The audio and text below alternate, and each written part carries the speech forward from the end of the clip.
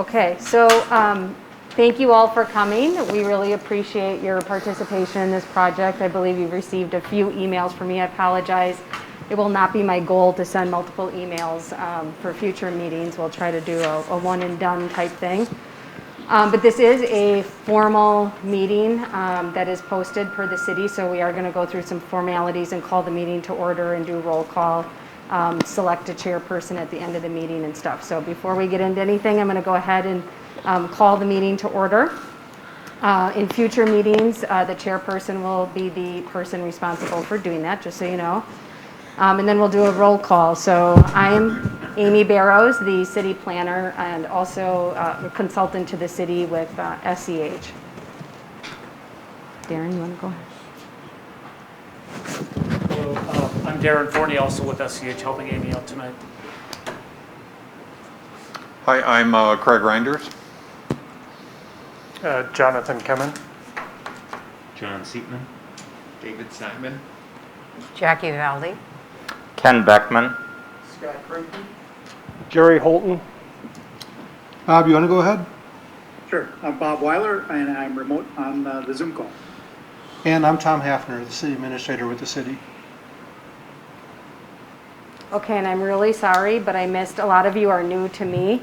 I missed your name between Jackie and Scott, sorry. Ken Beckman. Ken? Yeah. Ken, okay. Thank you, sorry about that. And then before we go ahead and do a little bit more of a deeper introduction, the mayor would like to make a few introductory comments, and then we'll introduce ourselves.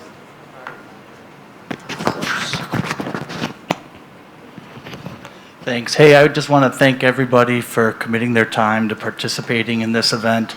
I think we have a real opportunity here to talk about some issues in depth, do some learning, and hopefully come to consensuses on different topics that as a group, after 4 or 5 meetings, that you'll be able to recommend to the Planning Commission and the Common Council. So I'm really excited. We have a real diverse group of people here. We have almost all but one of the districts represented. So you can talk passionately about the things that affect your part of the city. And I look forward to everybody being open and frank and honest about their experiences in the city, you know, how long they've lived here, what they've thought of different projects over a period of time, and with good diverse conversation, I think we'll have a great outcome. So again, thank you very much for participating.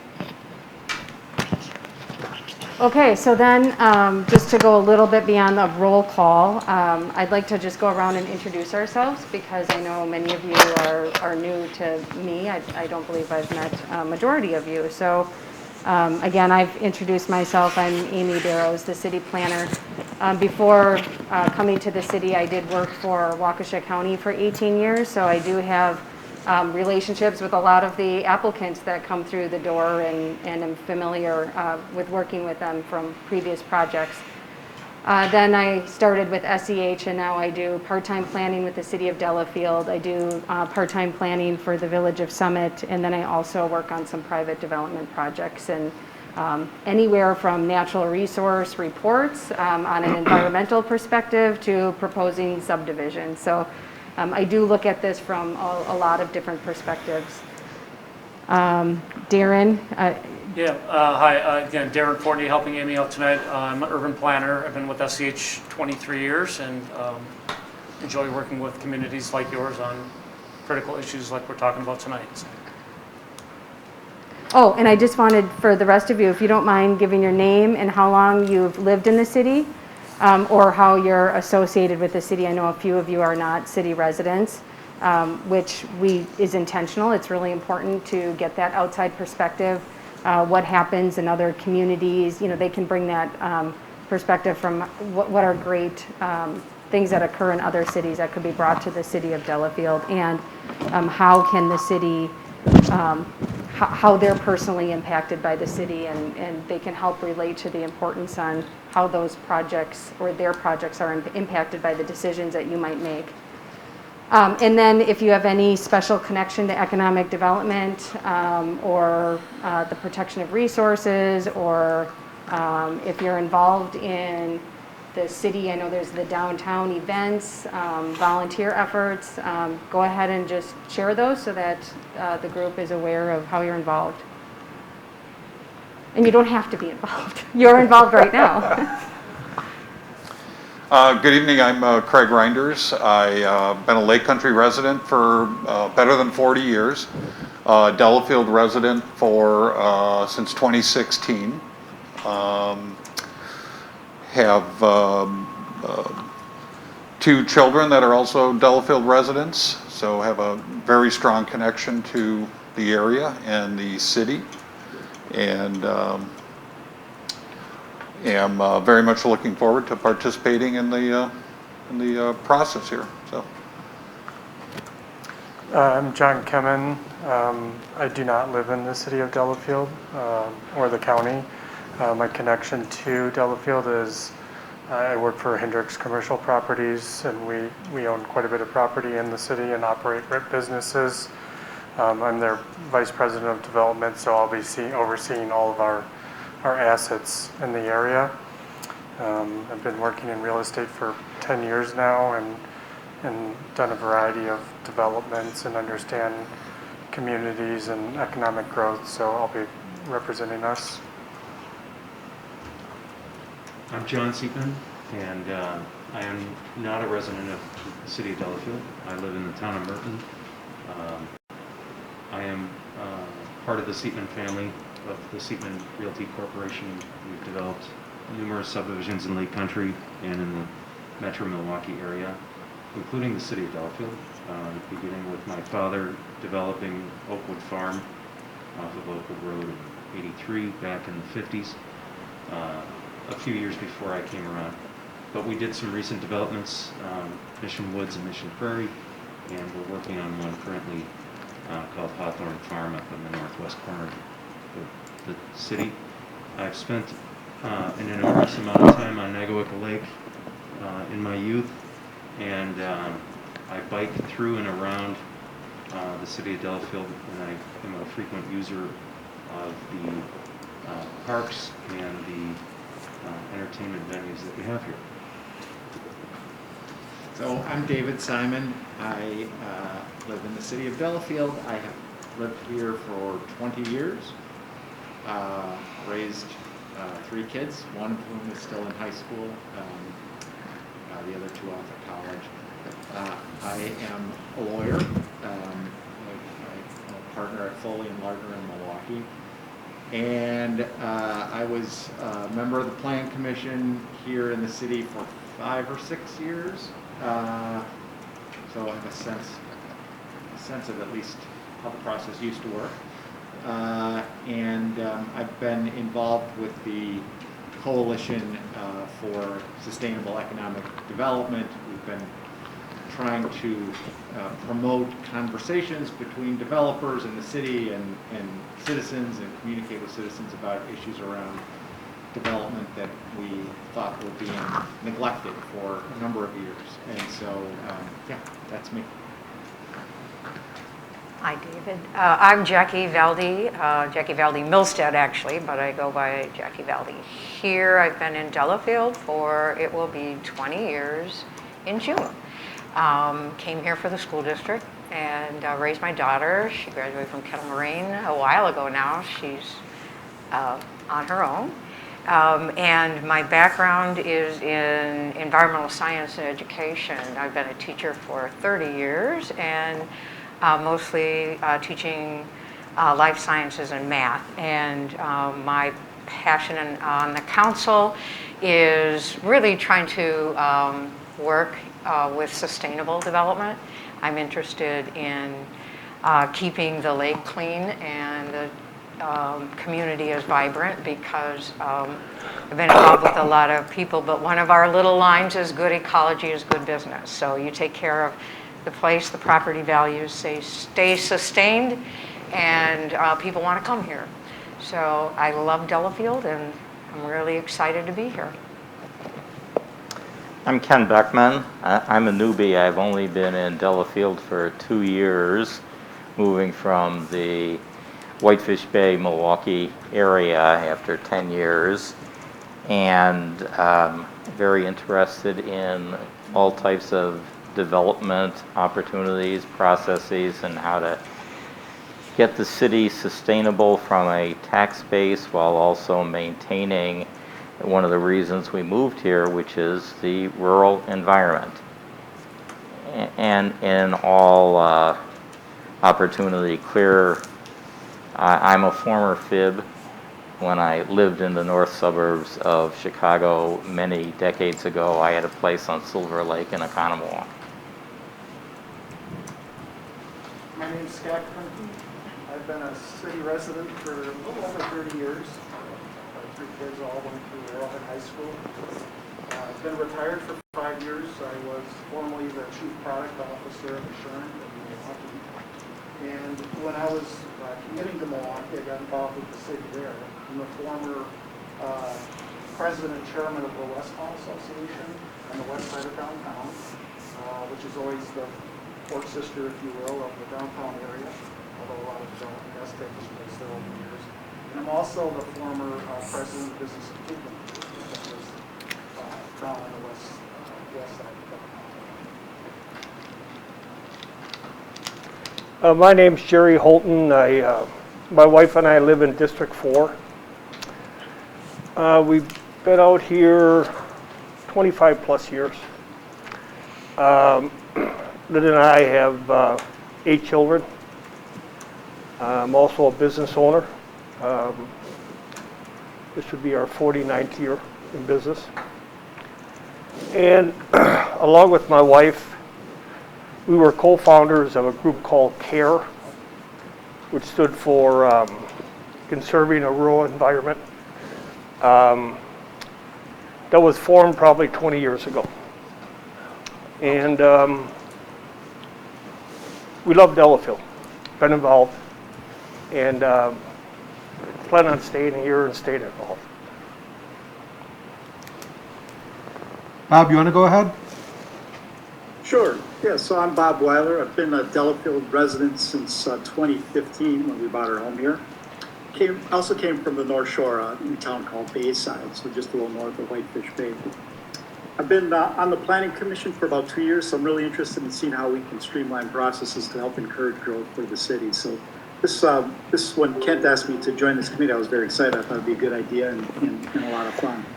I've been coming to Delafield, Lake Nagaweka, and biking for, well, probably since the late 80s, so quite a while. So I understand the area pretty well. I really love the lake. I love all the things that we have to offer, and I'm looking forward to making that work a little bit better working with this group. I've worked for a series of Silicon Valley companies, and most recently it's a company called Nutanix, where we're a cloud computing software platform. So just hopefully we can have a good time and help develop our community well. Thank you. Thank you for allowing me to be part of this. All right, and then I'm Tom Hafner. I'm the city administrator with the city, city administrator and public works director. I've been an employee of the city for almost 18 years. The first 9 years was as director of public works, and then the latest 9 years has been in the dual role of administrator and public works director. I've got a background in civil engineering, business, and public administration, and I too want to extend my appreciation to everyone for joining in this effort, and I look forward to seeing what comes of it. So thank you. Well, thank you very much. It's nice to learn a little bit about each other before we get started. Before we move on, can we just go around the room? I know Jerry mentioned what district he's in, but for the rest of you that live in Delafield, just a general idea of what quadrant of the city. And I'll be perfectly honest, I don't know your district numbers really well. So if you can just, northwest, northeast, on the lake, which lake, or south of 94, east-west kind of thing. East Central, District 2, according to East Central. I live in Valley Roads Farms, Tim Unkers district. 7. 7. Okay. West, I guess I would say. I'm Jackie Valdez. I'm in District 3, which is right here. Okay. Kent tells me I'm in District 5. I just live 3 houses west of where the number 18 is on the map. What map are you looking at? The zoning map, Okay, there's a big 18 okay, on the west side, and Okay, I'm yep. just past that. all right, section 18. Now you're talking my language. Scott? I'm in District 1. I live on the lake. I'm about a mile due north of Seven Seas on Okay. Klein's Plain, if that rings a bell to anybody. Okay, very well. And then just so that you. One more. Yeah, you forgot me, Amy. Mr. Holden. Jerry. Jerry did mention. Is south of 94. We kind of refer to it as Appalachia, because a lot of people don't know that the city is on that side of 94. It's beautiful like Appalachia. What's that? Appalachia is a beautiful place, so. Yeah. Mountainous. I'm John? not a resident, but we do own property on the east central side of. Okay. Thank you. Then we got Bob on the Zoom. You own Yes, property on the I'm also in east. District 3 on the lake, on the south side of Lake Nagawicca. I'm sorry, what did Bob say? D3. District 3, south side of Nagawicca.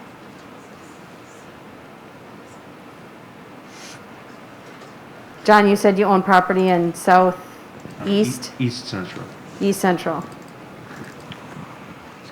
Along 83. Yeah, 83 in Oakwood, Okay. just north of that.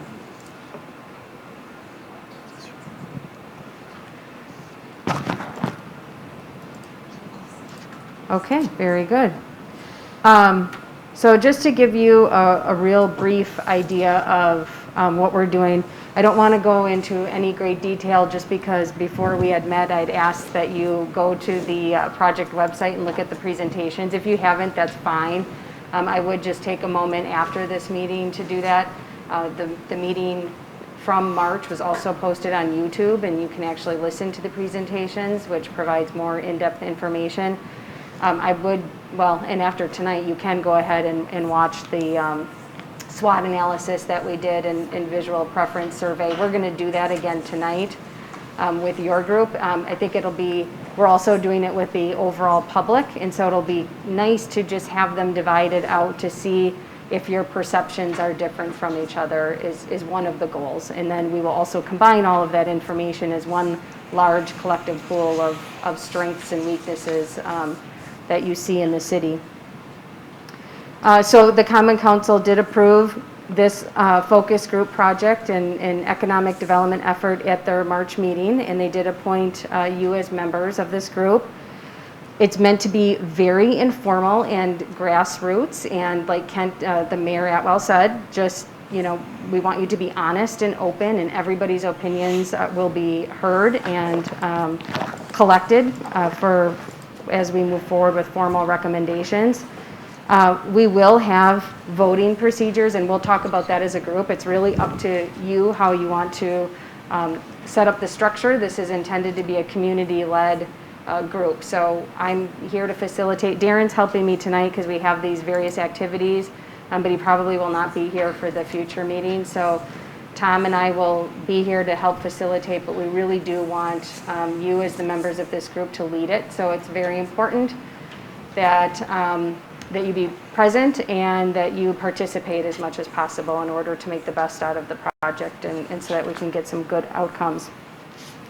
But as far as the presentations from the March meeting, I mean, really the bottom line, and you've probably heard this, is that the city is looking for a viable way to balance their budget. And the way the state is set up is it's difficult for them they can only increase the tax levy based on, new development. And right now they have that referendum that was passed, and they have a 5-year time period where they were able to increase the levy, but the 5 years will pass, and then at that point the city will have to make other decisions. So this is, there are other ways, and Tom talks about it in his presentation, that you guys can balance your budget. We want to explore whether or not some responsible economic development can be a solution, part of the solution. And then we are aware, and the city wants to be cognizant of the fact that new development comes at a cost. There are costs of community services. So do you allow a new development and then end up having to serve that development in a new way that you may not be able to afford? And so as part of this project, the city did approve a secondary piece of it where the same firm that I work for is going to be doing a study to help determine what the cost of community services are. And again, those are going to be generalized numbers. They're something to help guide you and to use as a tool. So that, hopefully, that effort will be completed. It did require that the city provide a lot of detailed information to them. And so they've had to take that time to provide that. So we will hopefully have that for our next meeting, and then you can use it as we get into the details. Because tonight is really intended to be an introduction. We're going to explore, the strengths and weaknesses of the city. We're going to do a quick visual preference survey to see what you like for building style. And then we're going to do a mapping exercise to just identify areas within the city that you want to dig a little bit deeper on at the next meetings. But it's really the next meetings where we'll get into the meat and potatoes of the whole project. So I actually don't anticipate, well, I'm not even going to say next time. I think we might be able to get out early tonight. I won't say how much. And that may be the case for all of the meetings. We just wanted to be as careful as possible, and we do not want to go over the meeting time, so we did set them at 3 hours. But the meetings will probably be somewhere between 2 and 3 hours. And then your goal as part of this whole project is really to help the city identify opportunities for new development while being cognizant of the fact that we need to balance the rural character you keep hearing, the environment, also have opportunities for those recreational needs and the entertainment type venue stuff. I mean, the city already does a great job with their downtown events, but to just keep that in mind as we look at these properties, are there any opportunities for more of that, or to help support some of the businesses that could maybe use a little additional effort in that regard. But we're definitely looking to see if there are properties where we can move in a direction of, I don't know what the right, I guess I'll just say economic growth. To what degree, that's what we need to discuss. And, we can explore general, is it good to go multifamily, mixed use, single family residential, commercial, or get very specific. So it's up to you how specific you want to get for this. And again, this group is very advisory. It's intended to prepare recommendations that the Plan Commission and Common Council can consider for future action. And so we're really here to just provide a diverse group of ideas to potentially move forward with. So on the table next to you, you all have a land use plan and a zoning map that you can take home with you and just use through this project. And there's also a copy of the land use plan and zoning map on the wall that you can look at tonight. I don't want you to think about those maps too much, and I'm not even going to spend any time really talking about exactly what they are tonight. So next meeting, I will explain a little bit more about the purpose and intent of the land use plan, how the zoning map is used, and provide a little more detail on the zoning code so that you understand what the city does when somebody comes in to propose a development and how that process works. I just don't want you to go into tonight's exercises with existing plan and zoning in mind. I just go off of what you think is right, is the idea. But I do think as a group it's important that you get familiar with and understand how planning and zoning work. So we will do a little bit more explaining each meeting as we go. But tonight, just go with your gut is really the idea. And then, I would ask that you watch the presentations from the March Plan Commission and Common Council meeting to get a better idea of the project details, because I'm skipping over, 45 minutes of presentations, maybe almost an hour. and also some really good public comment that occurred at the beginning of the meeting. And I think it's important that this group understand what those comments were in the review and approval of the project in general. And hopefully you've taken a look, but I'm just going to take a minute here to go to the website. So we've got Waukesha County, or I'm sorry, I'm going back to my old job. www.delafieldgrowth.com is our project website. We'll leave this up for the duration of the project and probably for some period after, 4 to 6 months after, so that people can continue to look at it. This is the home page. It just briefly explains what we're doing. There are links. There's a link that explains the referendum that approved the tax levy increase if you want to take a look at it. There's a link to then some of the other pages that are on this site. Once you go into the project pages, so I'll just go to the community survey. I ask, if you haven't done it already, that the members of this focus group not fill out that survey because it would be duplicative to what you're going to do tonight, or pretty darn close to that. But I'll just click on it. So if you have any friends, family members, adult family members, anyone 18 years or older that either live in Delafield, work in Delafield, are business operators, business owners or property, owners of the property that benefits from the businesses that live there, they would be the people that should fill out the survey, and we would like to get as much input as possible. So please pass the information on and try to get folks to participate. And again, there's going to be 2 surveys here. They both are, they're pretty much mimic of what we're going to do tonight. And then just so you know, when you get into a page like this, you'll see like this is the community survey page. If you want to go back to the home page, you click on the title so that you can see the home page. But once you've read it once, you probably don't need to look at it too carefully moving forward. Right now, there's nothing in findings and recommendations. That's just going to be our final product at the end, so you won't see anything there until the very end. Same with cost of community services study. That information will be the report that is provided by SCH when they complete that study, hopefully before our next meeting. And then the project proposal is just the information from our original meeting that we presented to the Plan Commission and Common Council. This is where we would like for you to go and take a look at there's 3 presentations that were given, but again, I will put the YouTube link on here. That's really what you should probably listen to, because I know at least in my presentation there's a lot of pictures without the content, so you kind of have to listen to learn or at least know what we talked about. What I'd like to talk to you about is there is a link to the focus group materials. And so as we move into this project, it is possible that some of the documents that I want to share with you may be pretty large in size. I'm not sure. Like, I would like to include the maps that we will be using tonight, and that probably starts to get pretty large and may not send through.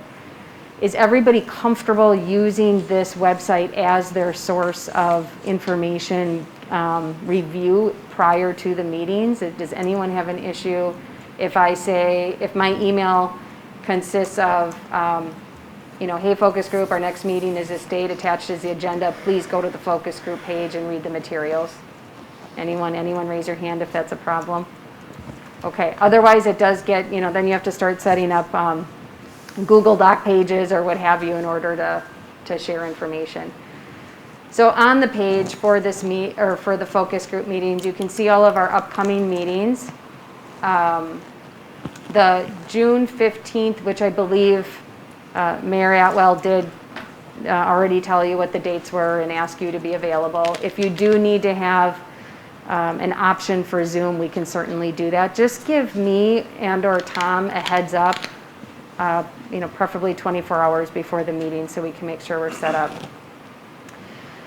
June 15th is held, saved for if that meeting is necessary. We may not need it. We'll see where this goes. I mean, we really don't know what we'll end up with here after tonight. And then we've got, so like this meeting, we have the agenda and SWOT questions. As we add more and more stuff, the layout of this page might change a little bit, but just so you know, all of your information will be here, but I will email you the agenda with a reminder of the meetings, okay? Any questions on that? I got one. Yes. So this community survey, is there any effort that the city is putting forth to notify residents of Delafield? How would they know? The survey? Sure. Yeah. So you should be, Tom, maybe you know better. There is a, let me see, I might have it. There's a postcard. Came in my mail today. Yeah, it arrived today. Oh, it did? Okay. There's a postcard that went out to every single resident Got it. in the city. And so this is what it looks like. It's actually what you see if you go to the City of Delafield homepage. It's on as a splash screen or what have you, asking them to submit the survey by May 7th. The goal is to get that information and try to share it at that next meeting so that when we meet next time and we start talking about what we really want to do with these individual properties, you're going to know what the Plan Commission and Common Council, what the community was interested in, then what your answers were for the strength and weakness exercise, the visual preference survey, and that will be really helpful because, you know, we do hope that as you provide recommendations, you are considering the information that's provided by the community at large. So on here, it says go to delafieldgrowth.com and fill out the survey by May 7th. That's one way. We also had the Delafield Chamber of Commerce send it to all of the businesses, and they have several hundred business addresses, if not more, that they were able to, you know, ask them to please fill out the survey. David's group, Citizens for Responsible Growth, is that right? They have, you know, they just happen to have a email group of how many people? Couple hundred, so it's just another way to get a huge, you know, the word out to a huge group. It's on the city website if you go there. It's on the, I don't know if it's Notify, is it on Notify Me or City News Flash, I guess is what it is. So if you're registered with the City News, then you get that email alert that tells you that this project is occurring. And then most importantly, you know, people take the opportunity to fill this stuff out when they hear it from word of mouth because they know somebody else thinks it's important. I should probably think it's important too. So I would say that word of mouth is very important, and I encourage you to please pass on the word that this is really important and that it's helping you make your recommendations. Well, I think it's real important that a good cross-section of business, homeowners, taxpayers, we get that blend. Yep. So it's not driven one way or another. So the idea was to get as many people as we possibly could. We made sure we got a current list from Waukesha County that included all of the apartment numbers and unit numbers for any kind of multifamily complex. So, I mean, we really did put in whatever effort was available to us. Appreciate it. Okay? Mm-hmm. So any questions? I know that was a pretty brief explanation of what you are now in charge of, but any other questions about why you're here? Great. Okay, so I think we're going to move right into an exercise and let you guys start and let you all start talking. So we're going to do a quick, we're going to go around the room. And if you want to give one response, you can give one response. If you want to give multiple responses right away, you can. We'll give an opportunity to go around the room a couple of times. And we're just going to talk about strengths, weaknesses, opportunities, and threats. I have, just to help you, and Darren's going to collect all of this information. If you don't mind, I don't think you have this already. Where are all the copies? You don't have this sheet with multiple pages, do you? Yeah, we do. Oh, you all have it? Mm-hmm. Oh, okay. Pass on all that. All right. So if you want, while you're just sitting there, you can take a look. Oh, I think I emailed this to you too ahead of the meeting. So we're just going to ask you, what do you enjoy most about the city? All those light gray questions are just there to help you provide answers. We're not going to go through each one. We're just going to ask you that main bolded question. And your responses should be somewhat brief, but you know, we have a little bit more time than we did at the Plan Commission and Common Council. So if you want to take a minute or two to explain your answer, that would be great. So, and then just, I would recommend that you gear your answers toward land use. That's really why we're here. But don't be afraid to say something that you just really need to get out, because it's very valuable to the city. What kept coming up at the last meeting? Folks interested in burning rules, or burning Leaf burning. something with leaf burning, which Downtown. doesn't really relate to this particular project, but you know what? The city learned something new that they were not aware of. So if you really need to say something, go ahead, say it. But it is land use focused. So we're going to roll. Craig, do you want to give one or more ideas on what you really enjoy most about the city of Delafield? Sure. Vibrant downtown, I think, would be number one. Quality of restaurants with outdoor seating. Proximity to the freeway would be, I think, a real positive. Okay, very good. And I'm just going to go, I'll call your names off because we just want to give Darren time to make sure he gets this all in. You good? I'm good. Jonathan? Outdoor activities, lakes, parks.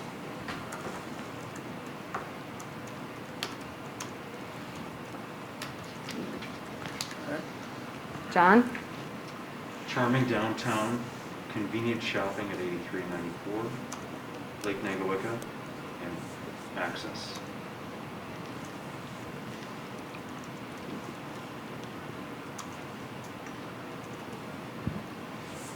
Okay. I suspect we're going to start repeating the same things over and over again, but That's good. I would echo. So vibrant downtown, natural resources, the lakes, the trails, the Lapham Peak, and the small town charm, I think would be my top Okay. three.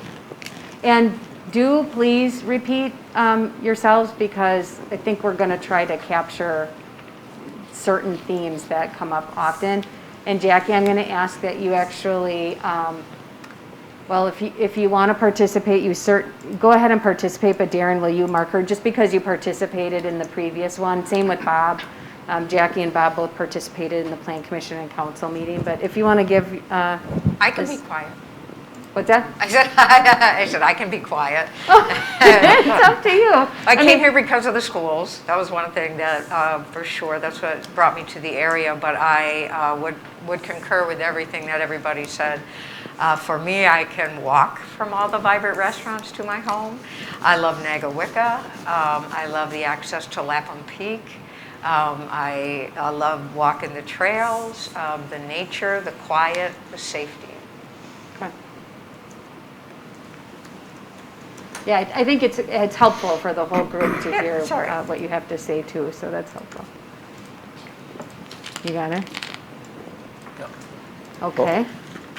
As I said, we've only been here for 2 years, and when we decided to leave the city and come out this way, we were looking for rural area. We were looking for easy access to 94. We wanted some land. We're tired of living on quarter acre with your reach out the window to shake your neighbor's hand.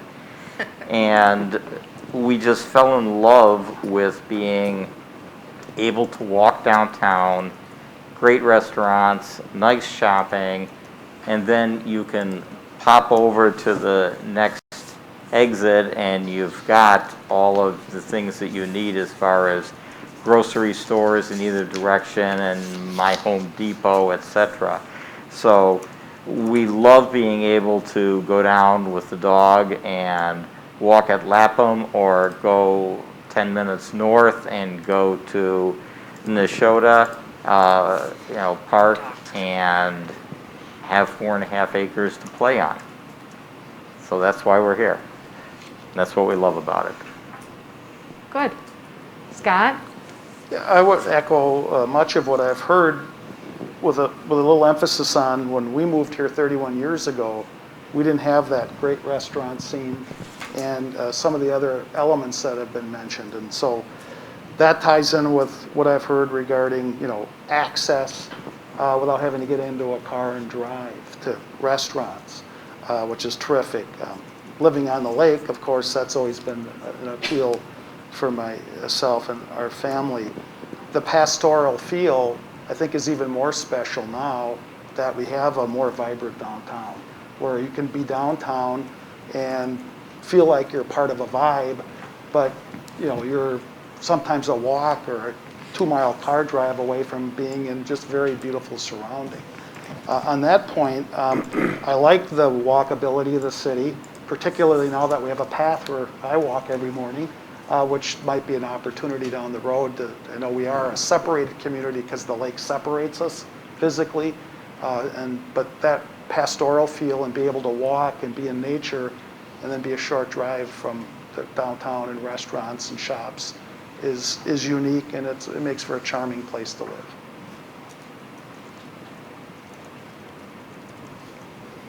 Okay, hold on, Jerry, just one moment. Are you good? Good. Okay, Jerry? Yeah, I jotted down my notes, location. So that takes in I-94, easy on, easy off. We're fortunate to back up to Lapham Peak on the south side of 94. Quality of life, and that would be restaurants, the lake, walkability. I find Delafield to be very unique. In my business, we get to every part of the 5-county area, and I've always liked Delafield before we even moved here. And it's the hills. It's not just flat subdivisions. There's a lot of character in Delafield. The peace and quiet that, other than the leaf blowers and everything else going on, but very quiet.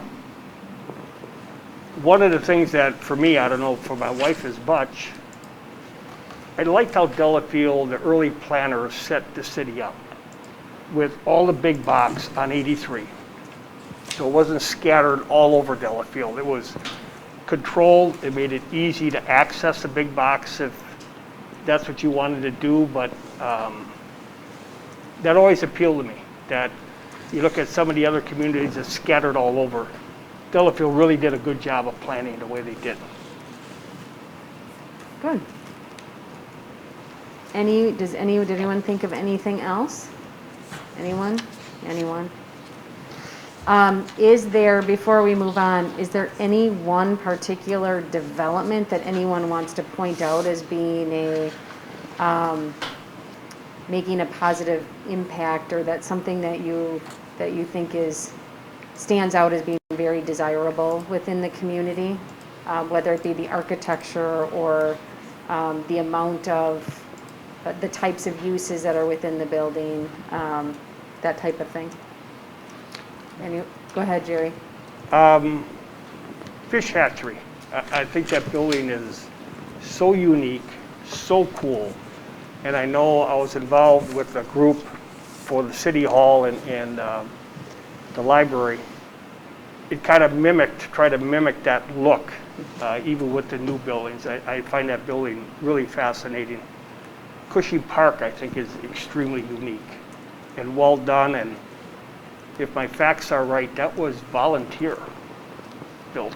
Am I right, Tom? The playground, yes. Right, the Yep. playground? Yep. Yeah. And the Veterans Walk, I think, is well done. That was all volunteer, Yes. if I understand. Those are the three for me. Very good. Anyone else? I would say that in general, the original Lang, now Hendricks properties, having been around this neighborhood before Bob Lang did the developments here, I don't know that Delafield was really distinguished among the other small villages and towns around here. And I think that group of developments is a jewel of this city and really sets the tone, and has, as I've watched the progression over the last 35, 40 years of Delafield. And I'm sure there's, I don't know all the lessons there, but I'm sure there are some good lessons to be had with having that type of development within the community. And I think it's something the city should really keep an eye on. Just a subset of that, I think just from a commercial development perspective, the hotel, ID, Beef Fitness, that Hendricks development buildings are great, but that sort of little mini ecosystem that sort of supports each other and creates a really kind of a unique draw for the city is a really good example of kind of smart, strategic, and I don't know how strategic it was or if it just happened, but it makes a ton of sense, supporting the businesses supporting each other in a mini ecosystem there Sure. up on the hill. And that is part of a planned development. So even though they're separate buildings, it was part of a planned development that required continuity. Anyone else? Yeah, I would just add maybe a little different, similar but different. There's the Hendricks building, and then I forget the name of the other condominium building that was built about 10 years ago, where there was the wine shop and so forth.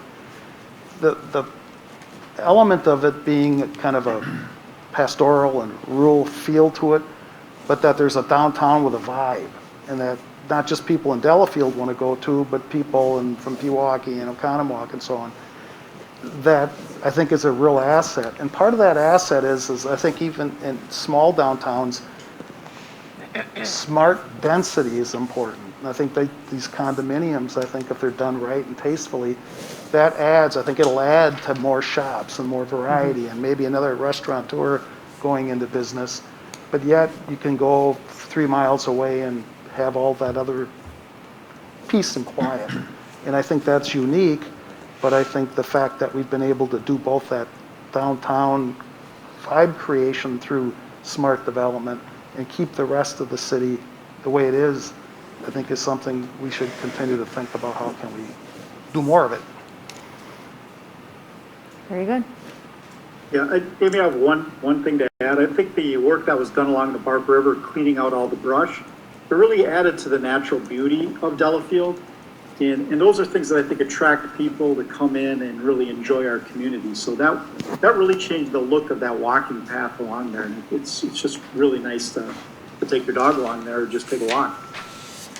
Thank you. That's very good. Bob, did you want to share your strengths from the Plan Commission Council meeting, or if you had to... they were all hit on. I mean, the walkability, I absolutely love downtown, and it's very quaint. It's very safe.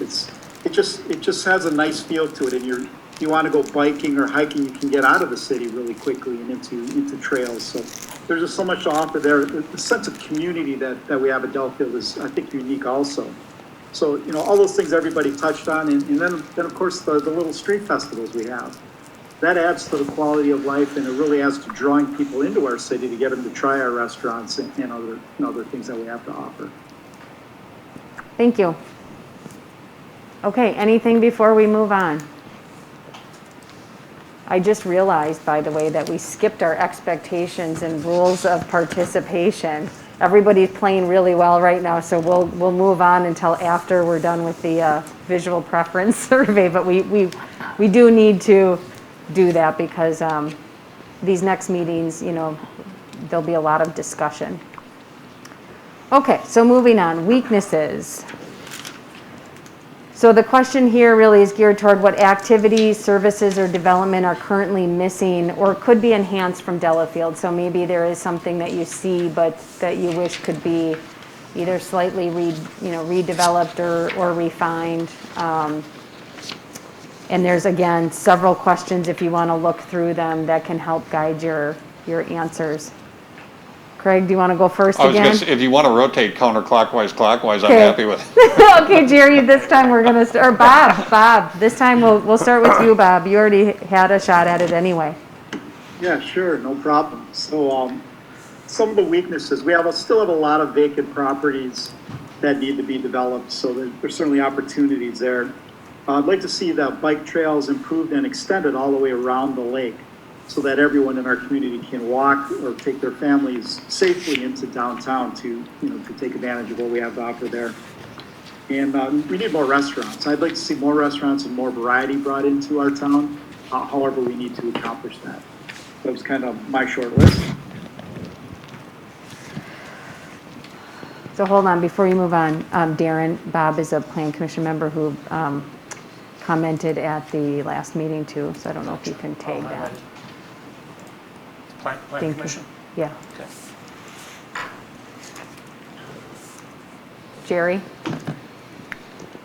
Start? Yep, go ahead. The one I highlighted, areas for redevelopment. Cushing Park Road and Main Street, right across from Kurt's. There used to be a wine place in there. Then I think it was an asphalt company, kind of really run down. That would be one spot. The other is the old BP right off 94 and 83, across from Quick Trip. Okay, Those are the two that came to mind for me. okay. Scott? A couple of thoughts. One, I think the enhancement of the river downtown with the stones and so forth is terrific. And I'm wondering if there's a way, and I'm not an architect and maybe it's not practical, but I wonder if it's very pretty. And I wonder if there's a way to integrate that more into the downtown area. It's only a stone's throw away, but there seems like a psychological barrier between downtown and that really pretty area now that's been developed. And once you get to the post office, so I don't know if there's to me there seems to might be an opportunity. I know there's not a beach there and there never will be, but if you think about Oconomowoc downtown and Pewaukee, where they've done a good job over the years of integrating a bit more of their water into the downtown, and I know our challenges are different because there's not a beach, but I just think maybe there's some creative thoughts that could happen there. In addition to the BP, I'd add Denny's. And there are some buildings on the south side, I think right where the old liquor store used to be down here. I don't know what the building is, but there's some, I think, opportunities for development there. And let's see here, I had another, one of the thoughts I've had is condominium development. What we don't have, I don't think, in Delafield, and I'm not talking about like Hendricks or the other buildings downtown that I think are terrific, are what I'll call a pastoral, low-rise, higher end, and by higher end I'm talking $400,000 to $600,000 condominium units. I know my sister lives in one that I have in my head in Brookfield, where if you had that in the right setting, and hers is very pastoral, you could put that in a place that would fit. They would be nice units, and because of the density, I think it would create the tax revenue.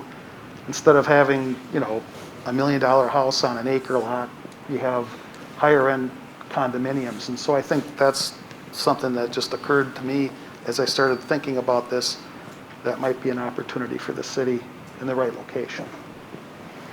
You had listed a development other than BP. What was that? Denny's, Denny's. and then.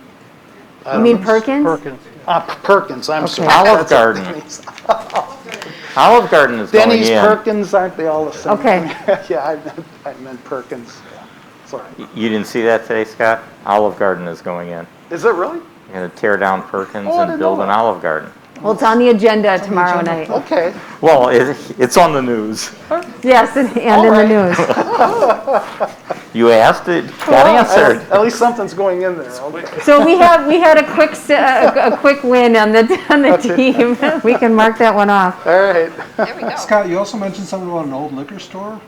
Yeah, the building is small, maybe it's not there anymore, but I haven't noticed. But there used to be a liquor store. Oh, across from Gary's? Yeah, Yeah. not Gary's Auto, you know where the small houses that has the lawyers in it, right up here on the street? It was right across from there. It was Were you liquor. talking about, Right used up to be a here. bakery for a while? Yes, Yeah, yeah. Oh, Yeah, it's right Downtown? down on Genesee. yeah, up Yeah. here. It's on Genesee. I don't even know what's there Right- anymore. Right I next think- door to City Hall? Yeah. No, I but think- well- it used to have a bakery, and then it was a Used to liquor be a store liquor before store, that. This might be before my time. Yeah. It was two brothers, I think, had the bakery in there. Is that who it is? Yeah. Yeah, you would know. So Scott, what I'm gonna ask that you do, so we don't lose that thought, later on in the evening, we're gonna go and put dots on properties. Try to at least get close to it or. I'll try to find it. I don't want to put somebody out of business who's got a nice business No, going. that's not I what it, picked the wrong thing. no, it's, Isn't it just this side of Town Bank? Yeah, you can, and when you do that though, you can make notes and we'll figure it I'll out. be directionally correct. Yes, okay. Ken, you wanna go ahead? Are you done, Scott? Yes. Okay, Ken? I don't have much to add, having only been here 2 years. I thought it was interesting that there were comments about burning, and that is one public service that we don't have, is there's no yard waste pickup, which kind of leaves you not much option other than to burn. Other than that, I really don't have a whole lot to add at this point. I'd like to hear what all of the long-term residents are thinking. And you know, when Scott started talking about what things used to be, and it's like, I have no idea what was here before. Is there anything, being a new resident, is there anything you used to have that you really miss? No, I am very glad I don't have sidewalks in a lot of ways. We always thought that, you know, it's pretty funny because when we were looking at homes, the three things my wife wanted were sidewalks to walk, a first floor master, and Lake Michigan water. And we didn't get any of them, and we love our place. Nice job. Okay, Jackie, do you want to share? And again, she's a councilman. I would agree with a lot of the things that have already been mentioned. A couple things that I noticed that might be needed, or some, I don't know, more purposeful tree planting. We have some, but near some of the apartments, everything just, the trees have come down because of emerald ash borer, but you know, just really keeping it treed. That is one of the things that sustains the feel of here, and it keeps it calms traffic, it cools, it's just aesthetically too really nice. Funny thing is, I'm kind of a gym rat, and if you go up to B Fitness, if there's an event, the parking can be more than a little bit scary up there, and I'm not a parking expert. I don't understand like the angle lots. It's just some challenge, I think, and I don't even know if that's a city thing or if it's something that we would talk about, the purposeful. I love those, you know, businesses, but it is often, like if there's a wedding or any kind of event at B and you go up there on Saturday when they have an event at the gym, and they often do, yeah, often I walk to the gym. Okay. David? So, I apologize, I have not to be negative, I just had more ideas on the weaknesses. Go ahead. So I have a bunch of thoughts. One of the things that I think is a weakness is sort of the flip side of a strength, which is the vibrancy of the downtown. I think we tend to take for granted, like it's just always going to be part of the city of Delafield. And you know, from what I hear from our local businesses, I mean, obviously we've been through COVID and that's changed things, but it's a struggle. And, you know, I think one of our threats that I'll talk about in a minute is Oconomowoc. But Oconomowoc is a strong draw for our local businesses because there's so much more foot traffic and so much more action. So I think that's something we need to pay attention to. The other thing that I flagged as a weakness is sort of more entry-level housing for younger families who are going to move into town, who are going to populate the school, and who are eventually going to buy my house someday as they move up. So I think we need to focus on that. I think that's it's been interesting. I know developers have tried to hit that sweet spot where it's sort of entry level or just past entry level, and I think we've struggled with that. I think my perception is that there is not enough of that sort of housing in the city. A more sort of maybe frivolous point, I think we're missing like a town square, right? I mean, we've got this small town vibe. There isn't really a central place where I wrote that people go. down. Yeah. I mean, and I don't know, it may be related to the river point, Scott, that you made, and I think that whole stretch in there has potential to serve that function if done the right way. But I think it would be kind of cool to have that. I know, Jonathan, that one of your concepts for 705 was a sort of a common space out in front, would be a gathering space. But I think that's something that's missing. And then just, I was doing a list of potential properties for redevelopment, and I think there are a ton of them, actually. I think both sides of this building are possibilities. I think that Chase Bank is probably not going to be a Chase Bank for a real long time. I think this property to the south, is really needs something. Obviously, St. John's and that whole, I assume we're going to spend a lot of time talking about that with the Hendricks transaction, and there's just the opportunities for development there to do it smart and to really, make an impact out there, sort of dwarf everything else as far as I'm concerned. And then two small things. I think that parking lot in front of the building, the condo building, is a really a big mistake, right? We try to move everything to the front, to the street, and having just a big flat parking lot right in front of that beautiful development is a mistake. And obviously, I don't own it, we don't own it, but it's to me an opportunity to maybe do something interesting, integrating maybe with what Hendricks plans to do across the street. And then on the other side, the farms around the Rustic Inn, I think present some interesting development opportunities as well, and probably in the not too distant future. So sorry, that's I was brainstorming on weaknesses, so I came up with a bunch of stuff. No, that's good. That's why we're here. John? I'll add to the housing issue. You talked about the need for entry-level housing, but we need the middle. The middle is missing. It can be zero lot line. It can be townhomes.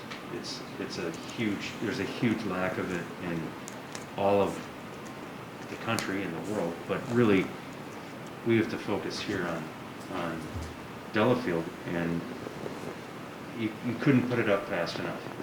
It's just, if you can find enough people who are in the construction business, we build homes. It's very difficult to find enough people to build one home, let alone a whole bunch. But there's such a huge need, and we're getting behind in our housing needs, especially in a place like this that has a vibrant downtown. It has incredible transportation access, and it is a beautiful place. And in addition, there's a lot of industry around us. We've got, and that's maybe a weakness of the city of Delafield. There's not a lot of industry here, but there's a lot around us. In Waukesha County, we've got a huge amount of industrial operations. I've got a couple more The one thing I specialize in selling real estate to people that are looking at lake properties, and one of the things that they always say, the buyers say, is, I'd love to be able to get in my boat and drive down and park and have dinner. And I can't tell you how strong of an attraction that is. There are some lakes that don't have that and people won't even look at it. And to have, we deal with it in the city of, or the village of Pewaukee. We own several buildings on the lakefront there with lots of restaurants in them. And we've been working with the village for years to try and get up here. And we've got 4 boat slips and they're full all the time. So I'd strongly encourage that to be considered. Lots of vacant properties to redevelop. I think most of them have been covered.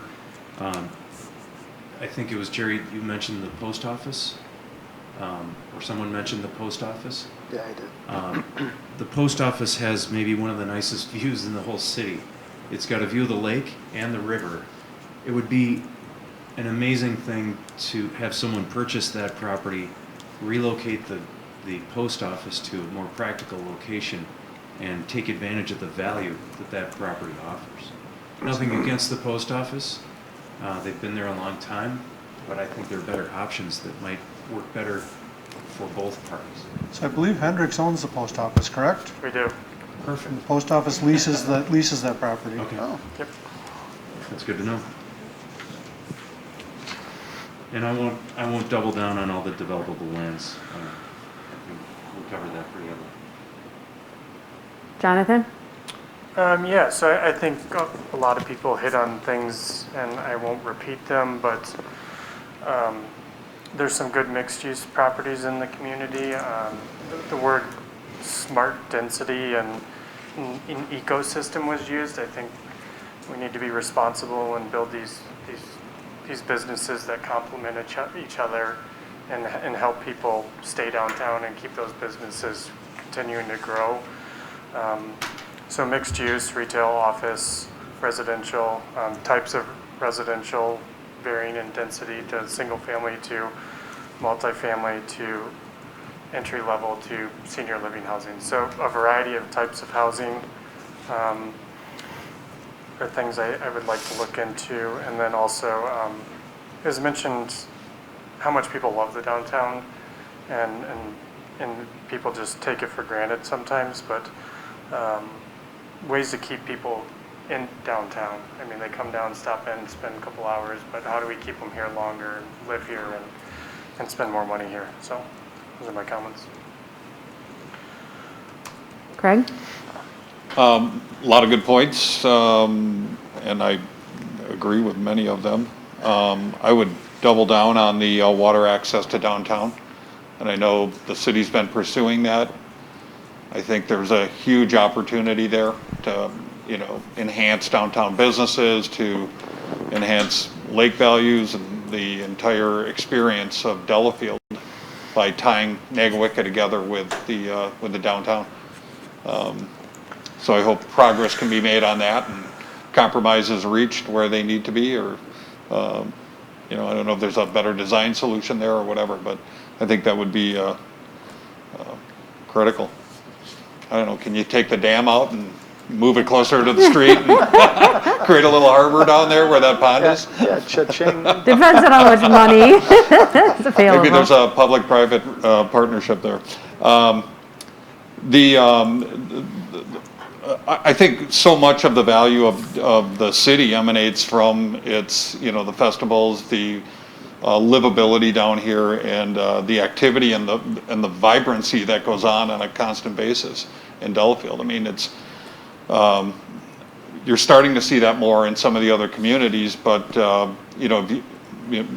Oconomowoc is a good example. There's a town that's gone from kind of as low as you could go, and now it's really bouncing back. But I think Delafield has that reputation now where there's always something going on, in town.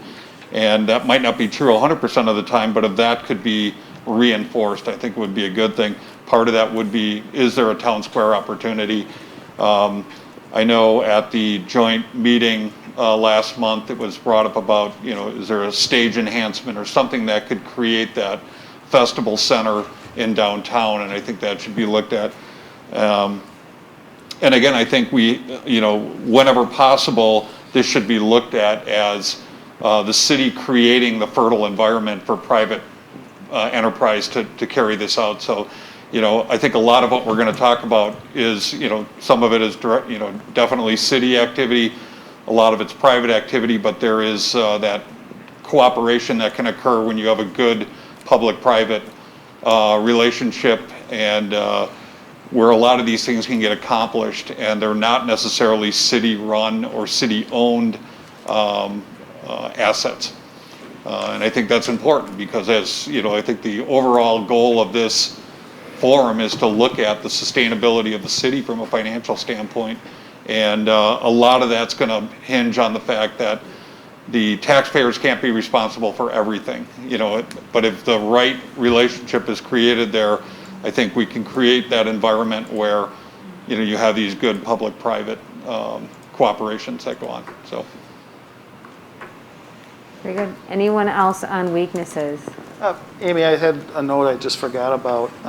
This could be an opportunity to spend money to improve it or to do something private. I'm not sure. But there's this park, I think it's a park, off of Oakwood Avenue. I go by it 5 times a day when I'm wandering around. Is that a park? Oakwood Park. Oakwood Park. And on a good day, on a weekend, there's 3 or 4 cars there. And on other days, there's nothing there. And I think there's, like, you can play Frisbee golf or something there, and people will take their dogs. But it's this big piece of property that, to me, just from as a layperson driving around, seems greatly underutilized. The expense might be, well, it's got to always be a park. Then at some point we should maybe invest in turning it into a really nice park. And if it's a park that nobody wants to have it be a park, maybe there's an opportunity to use the land in a better way. Okay. Anything else? Anything? Moving on? Okay. Opportunities. So this is looking at this a little bit differently. What do you see in other communities that you wish was available in Delafield, or what are current assets or amenities within Delafield that the city can leverage and enhance or convert into a strength?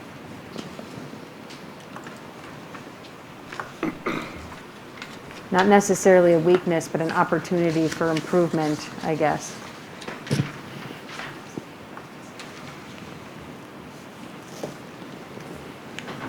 Anyone?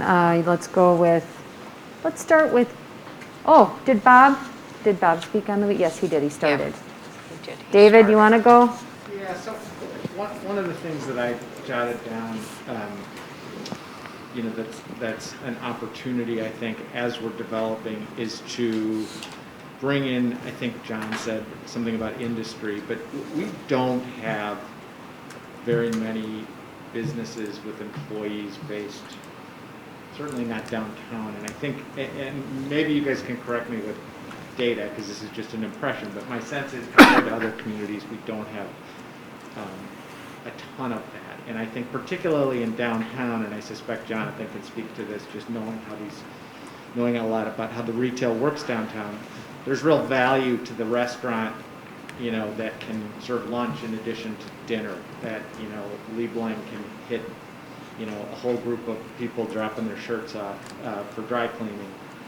That aspect of this, I think, is something where we have opportunities where there's development contemplated that could have commercial, not retail, like businesses where people come to work and spend the day in Delafield. I think is something we could improve on, and it could have a real spillover effect on some of the other positives that we've already identified.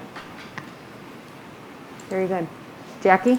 Yeah, no, I agree with what's already been said. I guess opportunity that, in my 8 years on Common Council and my years being just involved in the city prior to that, and continuing going forward, is more voice for stakeholders. For instance, there's a talk and a push for a pier, and I don't think anybody disagrees with that idea. I certainly don't disagree with the general idea, but no stakeholder is involved in this discussion. In other words, the people who actually live on that bay take great exception to it because it's already crowded. They already have businesses that are renting kayaks and paddle boards.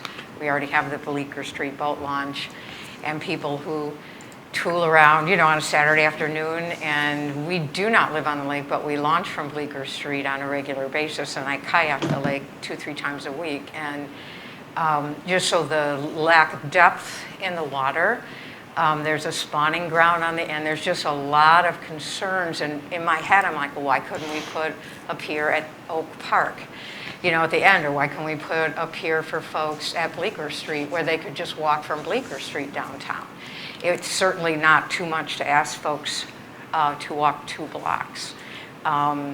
So just hoping that we can have opportunities like that to discuss and not just have a, initially I love the idea, but then when you actually, if you've ever been down there, my kayak, I'm not a big person, and it's not deep, it's mucky, and it's prohibitively shallow for the function. So the idea is great, but functionality is scary. And again, it's the idea of stakeholder inclusion.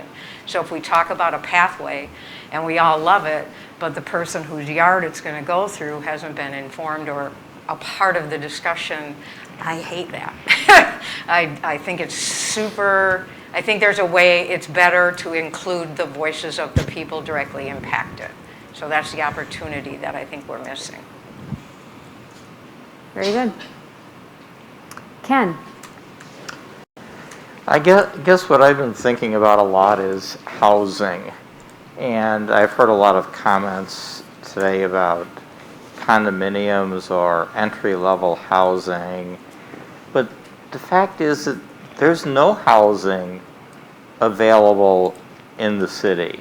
And if you go on to the real estate website, I think that right now there are 5 or 6 single-family homes that are not that are actively listed, that are contingent, and 2 or 3 of those are in the over $1 million.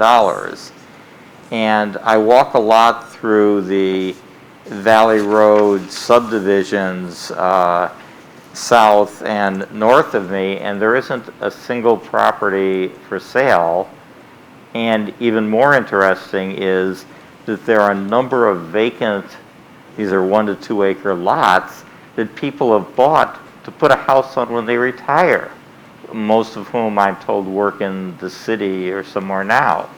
So I don't really know if what we need are townhomes or condominiums or simply just more single-family homes. There aren't any. So. That's a good point. Good. Scott? I think many of the opportunities I've heard or I've mentioned myself earlier, I do think entry-level or condominiums make sense. I think that does solve, and there can be debates about single-family homes or a condominium complex the way I visualize it. I think the condominium complex done right can fit, and it also brings more revenue to the city just because of the density of it. So that's one of the reasons I've thought of that. The integration of the lake more into downtown. I don't know how to do that, but I think it'd be worth thinking about. And then there's lands that are ready to be developed that we've talked about. So. Okay. Jerry? It was brought up before, I think, David, you brought it up, and Jackie, you did as well. A community center of some, now whether that's has synergy between a band shell, a beer garden, a community center, some center place for people to gather. And I think a band shell, I know Conomowoc has it. People really like it. And also was brought up is the land by the post office. There's a piece of land, and Tom, correct me if I'm wrong, that was talked about to build something south of the post office in that strip of land across the river.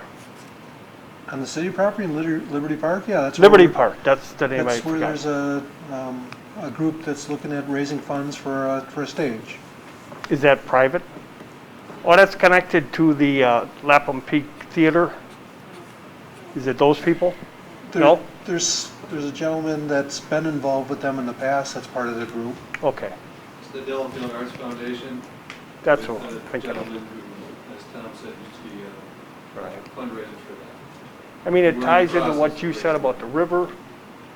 Somebody else mentioned the post office and doing something with that piece of land. They have a, kind of like they did here with City Hall and the library, that synergy where you're not duplicating or triplicating something. It can be used by different entities, be it a band shell, beer garden, community center. Would be a good draw, not only for the city, but for the businesses downtown. Craig? I'll go back to the coordinated public-private partnerships wherever possible. I don't know how the festivals and that get organized downtown. I don't know if those groups, that's city-driven or they're private groups there. However it's happening, I think it should be encouraged and improved upon.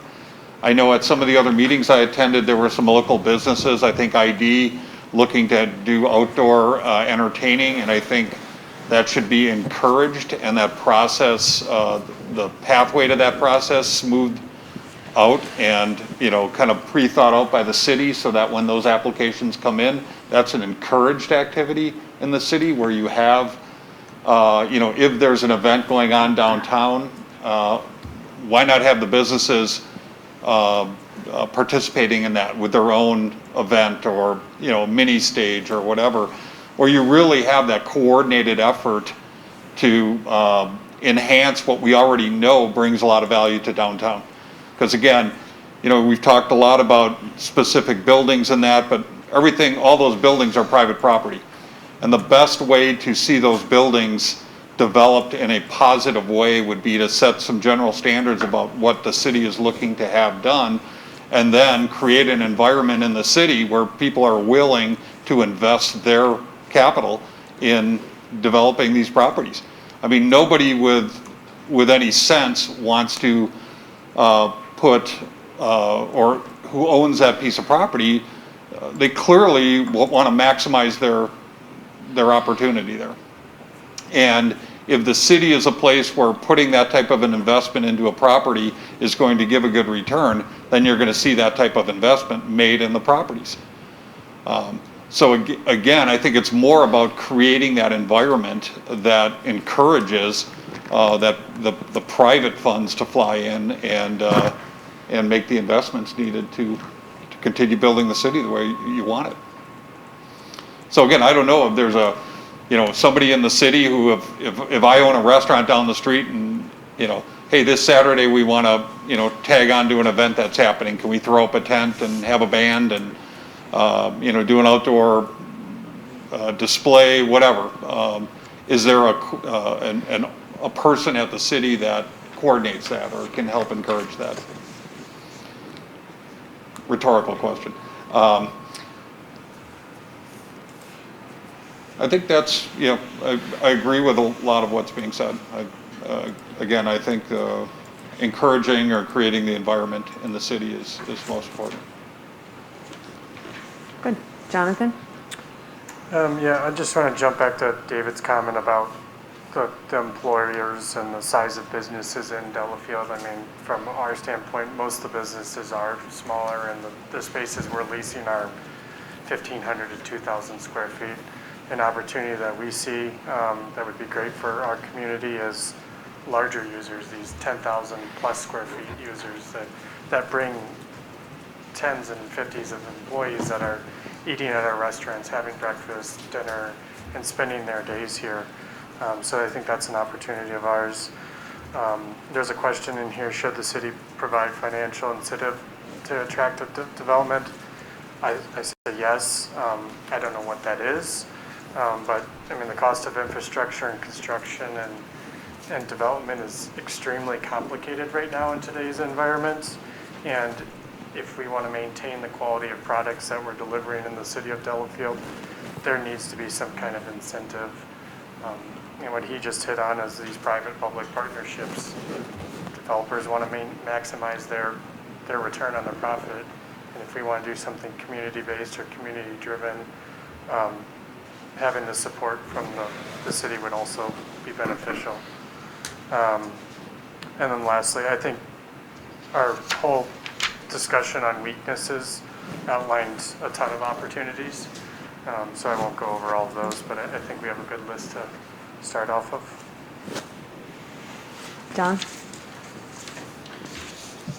Well, this, at the risk of sounding self-serving, I want to make sure that I preface this with the fact that I would say this in front of anybody, anywhere, regardless of the situation, that I feel very strongly that where you have city services, you should have city density. And I think that it's really easy for all of us around this table to talk about density, but there's only a certain amount of density tolerance in every one of us. And there's only a certain amount of density that people, I guess you can perceive density and then you can actually physically put it on property. And there's a lot of people that say, we welcome density, we want it, this is really important for our community, but it's really difficult to actually make that happen. and make it happen where it's acceptable to everybody. So I call it density tolerance. And it's a behavioral issue, it's a thought process, it's a state of mind. It's not something that we can change in a plan or anything like that, but it's really important to take that into context of how we're dealing with this. And one of the things that is really important is that there's a reason why a lot of this land has not been yet developed in the city. And the number one issue right now today in 2021, going back to 2015 and probably for every year there before that, was that the cost of development is really, really high. And the only way that people are going to develop things is to make a dollar. And like Jonathan said, it's important to maximize those opportunities, but you have to do it in such a way that it's acceptable at a density level that everybody is okay with.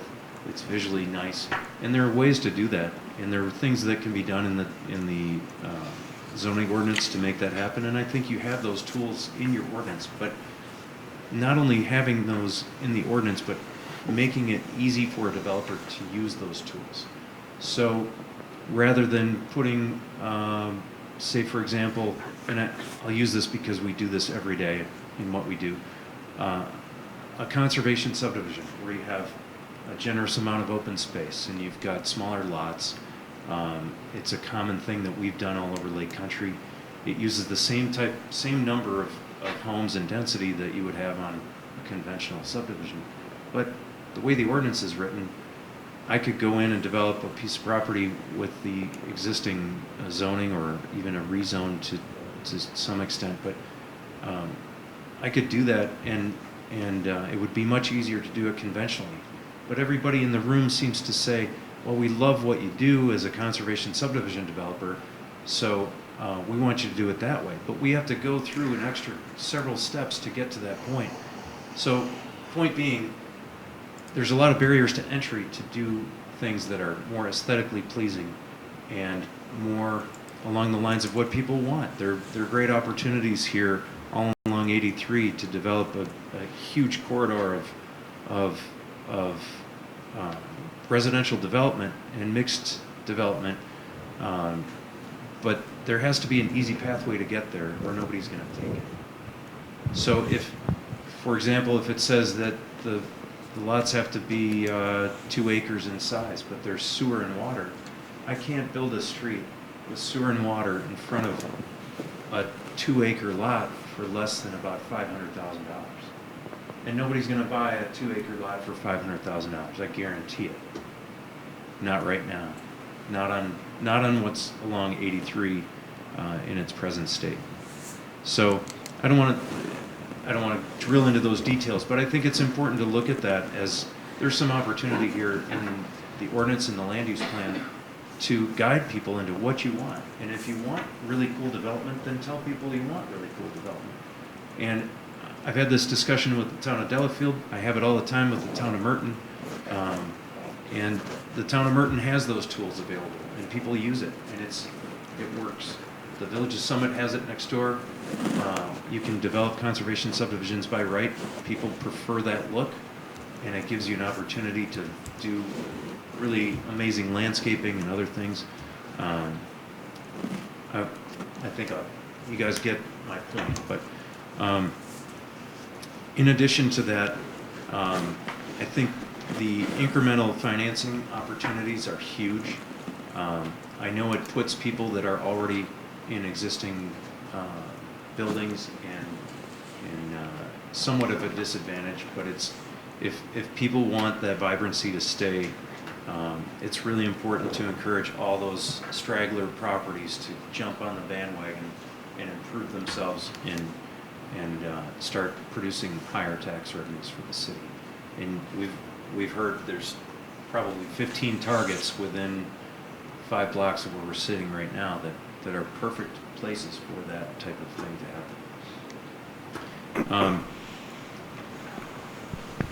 Yeah, I think the opportunities with the lake, I think we covered that ad nauseum. So that's all I have.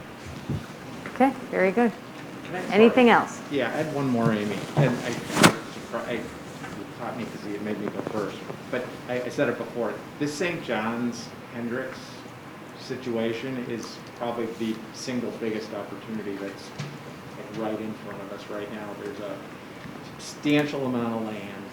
There's amazing plots of land along the river, connecting to downtown, on the bluffs, the golf course. There's so much that could be done there that could be just incredible for the city if we do it right, and if we work with Hendricks to do it right. So I think I should have said that the first time around. That's my number one opportunity for the city. Okay, very good. Anybody else? Anyone? Okay, so last and most challenging when it comes to these, if you've done. Hang on, Amy, I got a couple things I'd like to add. I'm so sorry, Bob. Yeah. You're getting okay. left out. It's okay. Yeah, I do agree with the previous speakers that we do need to find a way to make it easy to attract and bring in businesses into our community. Be it the people light manufacturing in our industrial parks or small tech companies that are growing, and then having the housing that we can bring in young workers and families and how to attract that. So those are things we need to look at, and what changes to our codes do we need to make to help them, or what incentives do we offer to bring people in. So those are things I think we'll have to work through and find good solutions for. When I moved into a community, or when I go to communities, I think about why do you go to community? I go there for restaurants usually, or for some type of activity, or for business. So restaurants is an obvious thing. But if you think about attracting people into your community, we could do a lot of neat things. And we mentioned that band show. But think about both summer and winter. How do you drive people to that common area? Or perhaps we could do things like drive-in movie nights in the winter, where you set up and bring cars in and have a big sheet and show movies. And in the summer, do outdoor movies and have the businesses, our local businesses and restaurants participate in that process. So there are a million different things we can come up with solutions to drive people in, because I think we're a very festival-oriented city, and I think we should help that. But it's a lot of different things that need to happen to make it easier for us to happen. I really like the idea of some people talking about perhaps moving some of the parking lots or moving the post office. Those are all things we have to consider in working with Hendricks and the other developers. How do we make that happen? So I guess those would be the things I'd like to add in, but all good ideas. Thank you, Bob. Okay. Threats and challenges. So this is a tough one. It's really intended to get at what things could happen down the road, external factors that could affect the success of the city. And I think David's example is a really good one. The success of another community that could impact what happens here and the type of development that's taking in that place. So if you don't have anything, that's okay. This was our fastest and shortest answer period at our Plan Commission Common Council meeting as well. So don't rack your brain too hard if you can't come up with something. It's challenging because also the weaknesses, opportunities, and threats, they all start to kind of blend together, and that's entirely okay. The idea is to just get the information out. So does anyone else want to? Jackie, why don't you go? I will. I actually have one. Okay, good. And when we talk about sustainability, I think we absolutely have to consider the sustainability financially, like if the tax base can sustain the city. But a big one, and we only need look a few miles east of here at the city of Waukesha, because they have not paid attention to the sustainability of the aquifer, and now they're in big trouble with lack of clean water. So as we look at what we're doing, and not even looking at the lake, we're looking at our aquifer. And the teacher in me has lovely handouts for all of you to understand what an aquifer is and how it's different and how it percolates and why it matters. Because if we really love the city as we say we do, we really need to pay attention to water use. And that can be as simple as in our development, high efficiency faucets and low flow toilets and all the sorts of things that can minimize the use of the water drawn from the aquifer, and that can sustain this community far longer than a lot of other things. So that would be my biggest concern. Very good. Ken, you want to go? I don't really have much to add. I think about, every time I drive over, like, toward Fleet Farm, and I see these tons of condos and townhouses just being, nonstop built, I think about, well, they're generating a tax base, and on the other hand, I really don't want to live like that. So it's trying to find the balancing act, and it's almost like if you want to live in an acre with several hundred condos, well, go to Oconomowoc. I don't need it in Delafield. That's all. Yep. Okay, very good. Scott, anything to add? The only thing that came to mind for me is more of an internal challenge, and it's something that Jackie referred to and John. And maybe in retirement, being bored, I've watched too many Plan Commission and council meetings. But I think it's an important one, and that is the tension that is likely to come about no matter what ideas we come up with. And I always like to, in business, I used to talk about the value of good, healthy, dynamic tension. And sometimes, and oftentimes, that can be destructive when it's not healthy. And, I just think of a couple of projects here recently, and you might have your own opinions with that, whether it was healthy dynamic tension or not, or something a little bit more destructive. But putting a path near my neighborhood, I couldn't believe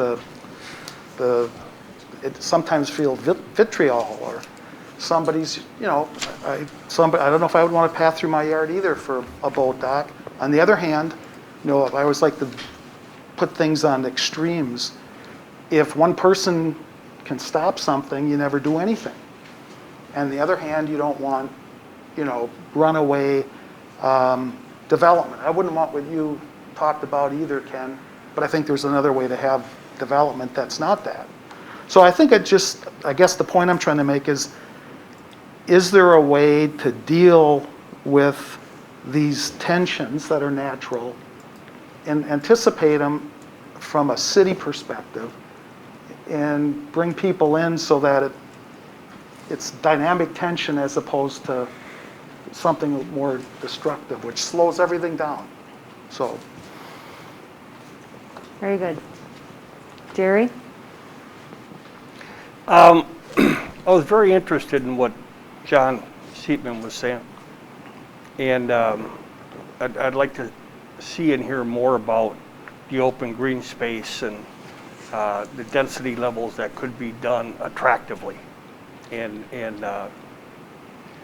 I think as far as apartment buildings, I would hope we're at our max in this city, and I think we've already exceeded the 2030 land use ratio for apartment buildings. The other thing I'd like to see is some commercial development competition in this city. I'm not sure why, but since we've been here, Lang kind of owned everything. And then Steiner bought Lang's, and they owned most everything. And Hendricks is now here, and they own most everything. It'd be nice to have some competition in the city where other developers come in and kind of assist the growth in Delafield. That's all I got. Good, thank you. Bob? Yeah, I hit on this on the last meeting, but I think we do need to address the perception that we are not business friendly. And in that, by doing that, looking at our codes and looking at various incentives that we can offer, but also balancing the nice aspects of our town, you know, the water usage and all that other things that go along with bringing in businesses and bringing in with greater density. So we do have to marry that, but yeah, definitely trying to make it easier for people to develop more quickly. Good. Craig? I guess going forward, a lot of, we're talking about a lot of development in that. I would hope that there was a serious look at traffic. I know it was brought up with parking. Traffic can be a problem now, and I think as things develop, and not necessarily just in the city of Delafield, but as, the area continues to develop, and we all know it will, Highway C becomes much more of a thoroughfare than it already is. The lakes are a beautiful thing, but they also limit our north, south, and east-west travel throughout Lake Country here. So I think it's important to, continue to put an emphasis on that infrastructure planning. And, as even the city continues to develop, what do we do with parking downtown? How do you accommodate the larger crowds that are coming in and the higher densities in downtown? I think, the city and all of us have to be concerned going forward with more and more federal mandates that might have to be complied with. And that can go to affordable housing, that can go to, the balances that exist in different communities. So I think it's important to be abreast of where those initiatives are going and making sure that the city is doing proper development going forward, that we don't find ourselves in an imbalanced state there that would garner unwanted attention. I guess I'll leave it at that. The continued I-94 development and, what's happening there. I know there's been some talk. I think the 83-94 interchange is probably, for a high-density interchange on I-94, it's still it actually retains some beautiful natural aesthetics just because of the hills and things around that. And I think maintaining that, however possible, and continue to, in any way, encourage higher-end developments. And I would say, to the city's credit, it's done a good job there. I think the developments that have gone in recently are, not that any highway interchange developments are beautiful, but they're probably a notch above what could be in there. Yeah, and again, I just, back to the affordable housing, that's a challenge, because, what's the definition of affordable housing in this day and age? I had mentioned two of my children currently live in Delafield. One built a house, the other is about to, in the downtown central business district, and, they're compact, they're those types of lots. But to say they are, by definition, affordable housing, I think would be a stretch of the imagination. So I think it's important that, that we do look at, you're never going to have the proverbial $125,000 house in the city of Delafield. I don't know if you can have that anywhere anymore, but making sure that we have a spectrum of housing available within the city. Thank you. Jonathan? I think everyone kind of hit on most of the things that I would have brought up, but I'm just going to emphasize the development process and development cost and construction cost. It's extremely difficult to make the numbers work out. So we just need to be conscious of that, and that could be a threat to the community. John? I've got a few. One thing we haven't talked about, well, Jackie discussed it a little bit, is the need for water. And the municipal water needs, as you increase density, are obvious. And I think it's really easy for me as a non-resident to say this is a need for the city. I know how expensive it is, and I know how difficult it is to put it through a community that doesn't have it. We've been part of that. We've been on both sides of it, and it's really not an easy thing, but it is good for the community at the end.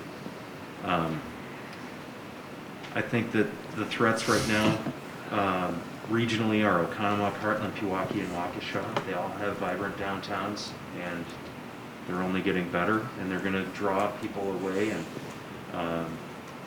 And in some ways that's a great thing. In some ways it's not such a great thing. When there's an opportunity for someone to get a dinner table here, they had to wait for 20 minutes out in Oconomowoc, they're going to come here. Which leads to the parking conundrum. And I think I heard it from somebody in the city of Milwaukee. They said that the lack of parking in our community would be the best thing that ever happened, because that would mean that we have it going on. And people, if it's a good enough place to go, they'll walk. They'll park and walk if they have to. And that, we have the same issue down in the village of Pewaukee. There's a very tight parking constraint down there. It's exactly the same as what you have here. You just have a higher density in restaurant and entertainment down here than they do in the village of Pewaukee. And those threats are real, or challenges really. I don't think it's a threat more than a challenge, but that's a big issue in housing, obviously. And just for the record, right now, the cheapest housing in Waukesha County that's new, single family, reach out your window and say hi to your neighbor, is in Paps Farms, and that is just under $500,000 with no faucets and toilets. So that's what you get, and that just increased by about 15% based on the lumber and labor increases that we just saw. And it's, who knows how long that's going to last. I don't think that's going to be forever, but it's a here and now issue. You said threats, Heartland, Oconomowoc, Waukesha, Pewaukee. Did I miss? Is that it? That's it? Okay, good. Thank you. So, and David. I'll just make that same point about a threat being cost of development, and, you know, I mean, it's insane, as these guys have said, but the other thing that's going to happen is interest rates are going up, and so the cost of financing to do projects, we're not going to stay at this level of interest rate for much longer, I don't think, and that's another threat. The big thing that I wanted to raise, the new thing, was I think there's some real threat to us aging out. I mean, I saw on one of your slides, Amy, and I didn't know what conclusions you draw because I just saw the slide, but in terms of the demographics of Delafield, struck me as old.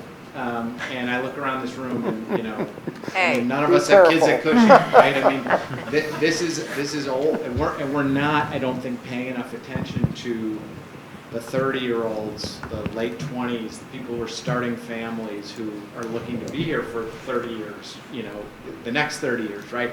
We can't have this be, you know, a city for 50, 60, and 70-year-olds.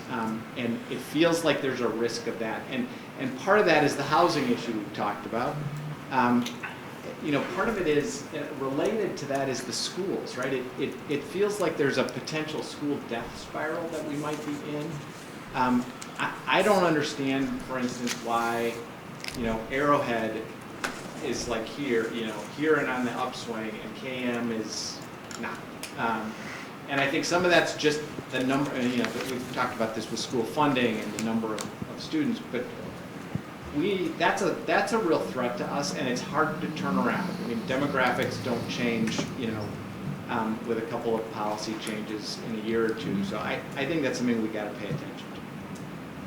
So, and just on that note, I did reach out to the school districts before giving that presentation, or at least Kettle Moraine, who spoke on behalf of all of the school districts in the city, because I believe you have 4 different public school districts within your city boundaries.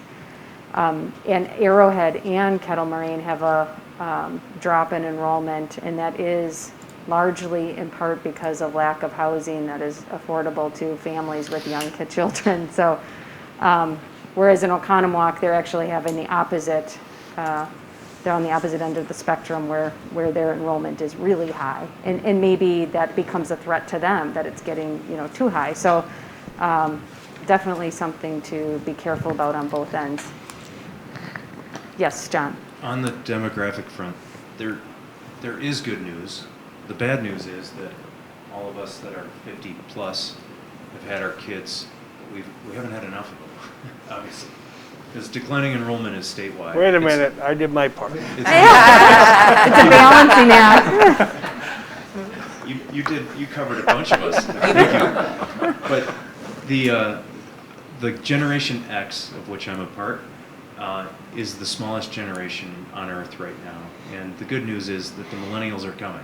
And we're just starting to see family formation in that millennial group. And they're the largest population right now, bigger than the boomers. So I think that we're going to have this short-term dip that we have to deal with, and we're going to have to suck it up. And school-wise, it's going to be the hardest.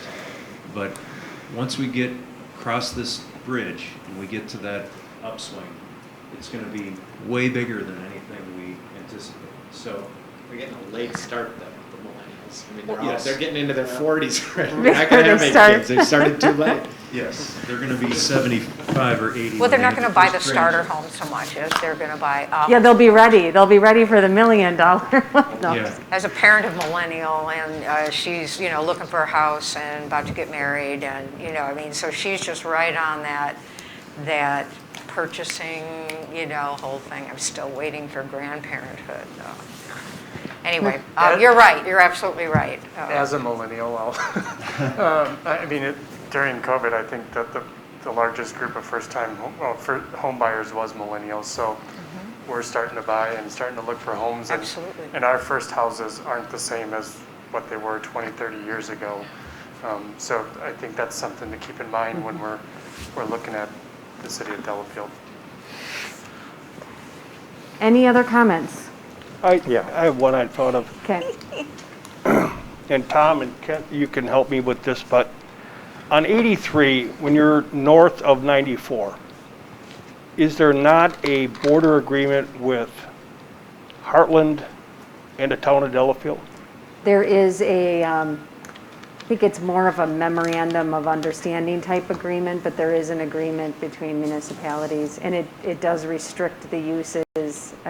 And we're going to talk about those types of things at our next meeting, and I have to look at it more, but there are restrictions related to development activities. As far as development on the west side of 83, correct? Okay. We'll talk about that. Okay. Yes. Well, I keep thinking about what we have in Delafield and our financial constraints, and then I look at the map and I say, well, how are Oconomowoc Lake, Neshota, Chautauqua, how are these places that are smaller and don't even have what we have making it? What are they doing? Good question. I mean, we can talk about that more. I know I happen to be the plan commissioner in a very, very small community, and they just have, it's so residential that they have very few services that they provide. It's just 1-acre residential lots mostly in their community. So they have very few services, very small staff.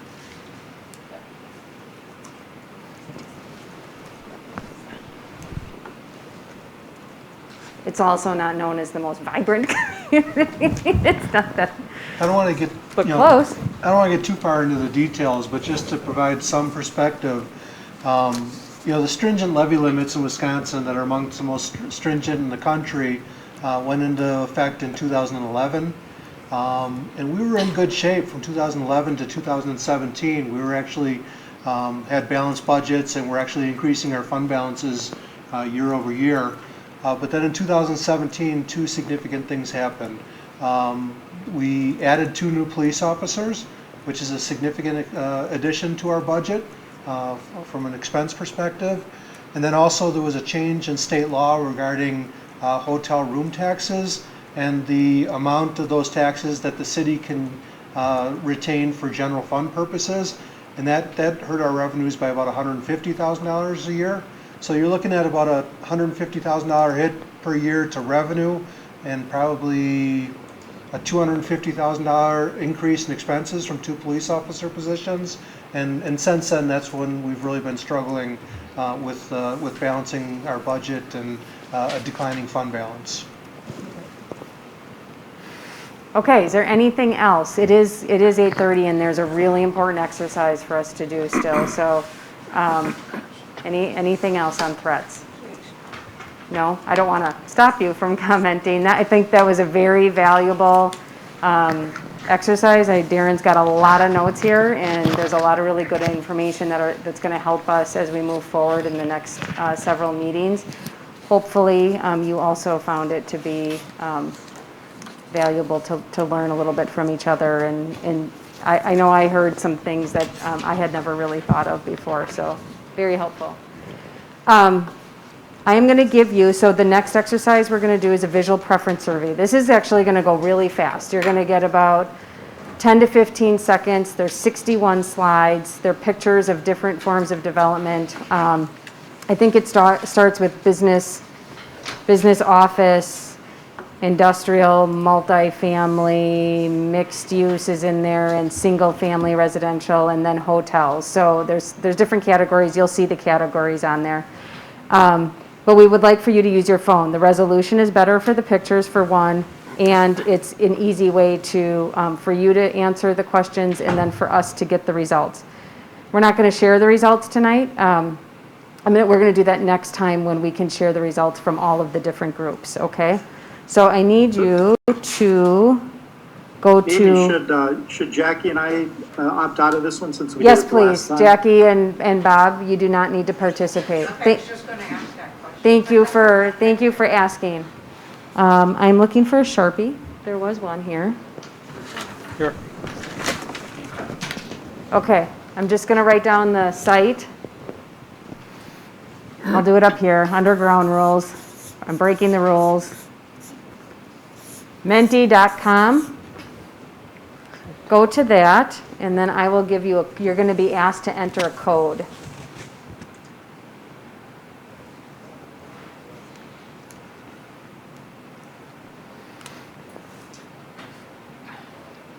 Anybody need any help?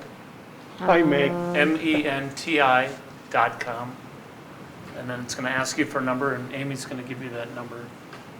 Okay, you can see the first image maybe on your phone, but I'll write it down. It's actually kind of long. 68897. You might see this on the TV screen. So the number there 159. is, Can you see it on the screens fine? I don't have it. so. I can't see because when I wear my glasses, I get fogged up. Here, Tom, Yeah. you're better at this than I am.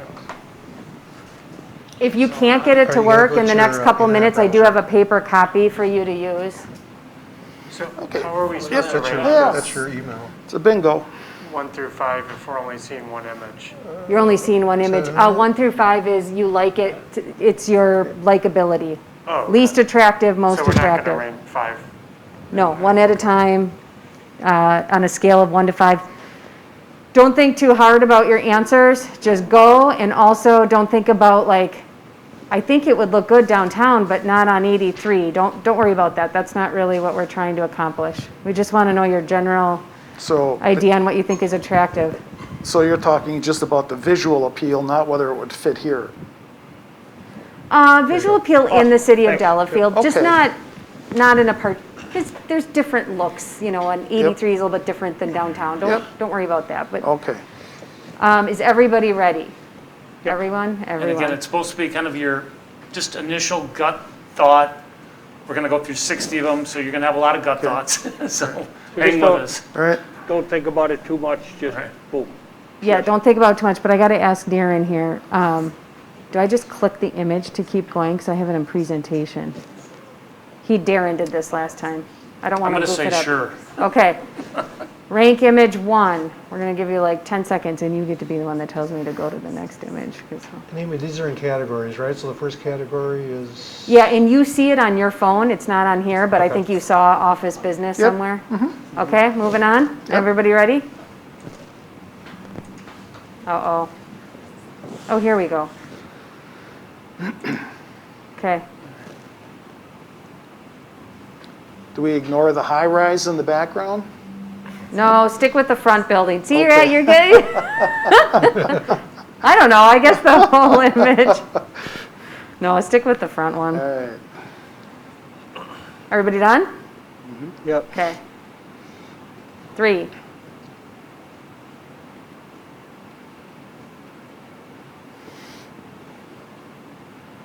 Oh, it tells me how many people have responded. So we'll have 7. We're missing 1. Who's the slowpoke? Anyone? Are there only 6? So I only have 6 participants. Oh, it should be 7. Are you doing it, Jackie? No. No, but we have 9, Should so be Jackie 7. and Bob are missing. 6, 7. It's 7. Everyone else sees it. Yeah. Because Jackie's not doing it. Okay.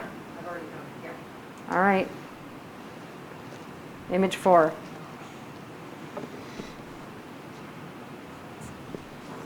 He's getting 6 responses.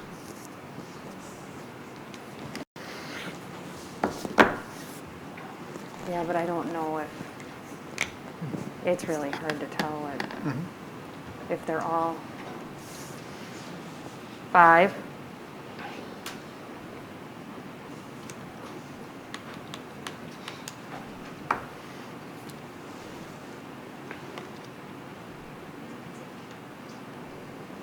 Okay, everybody good? 6.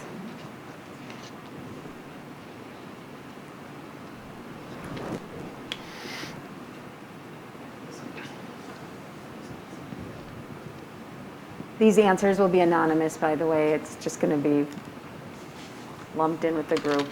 7.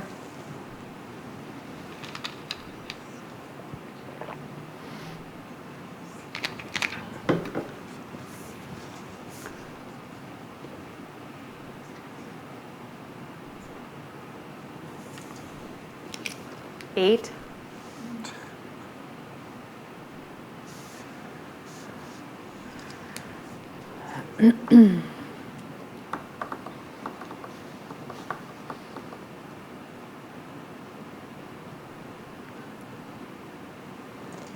Nine.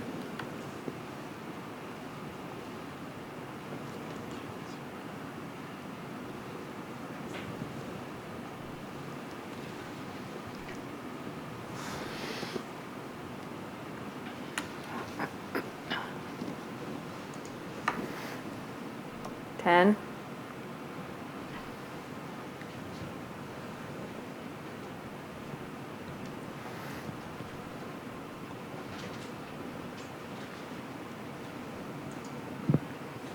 $11.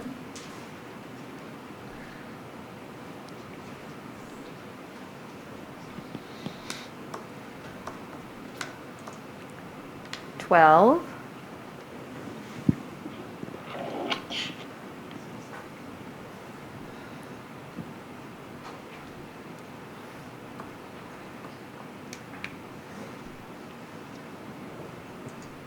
$13.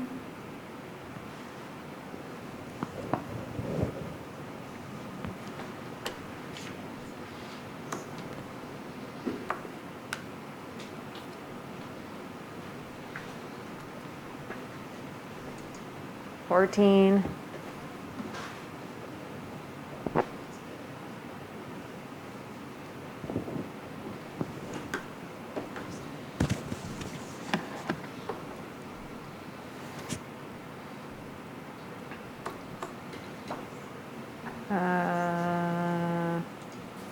15,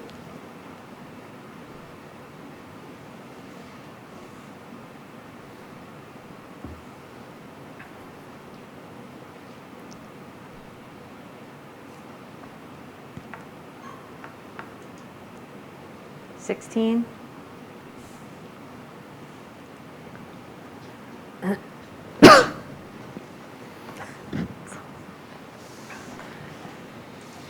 17,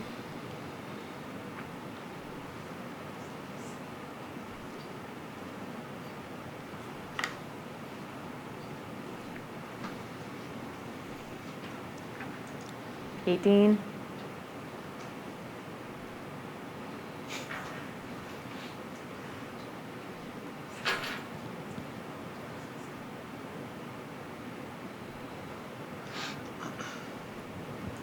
19,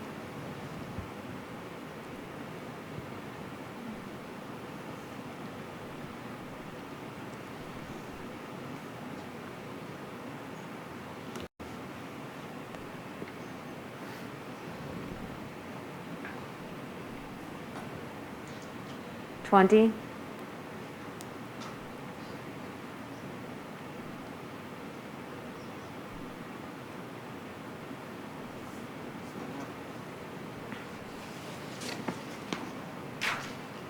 21,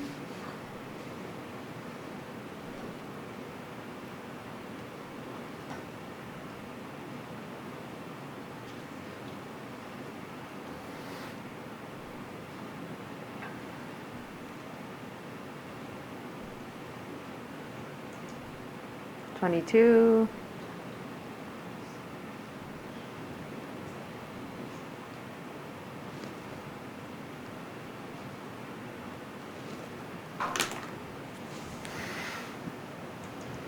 23,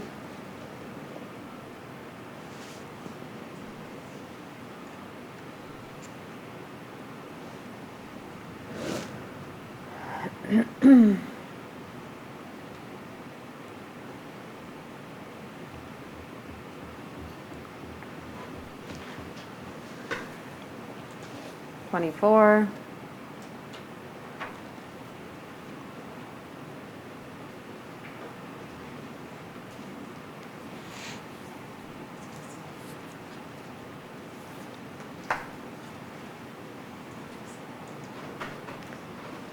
25,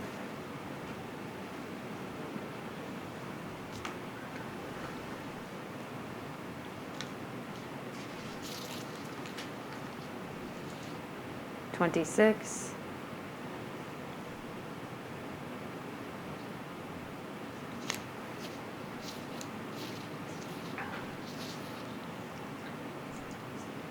27,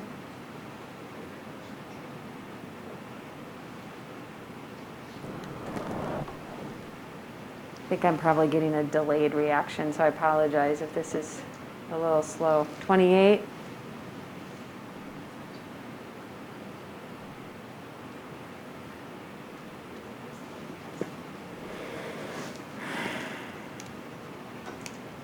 29,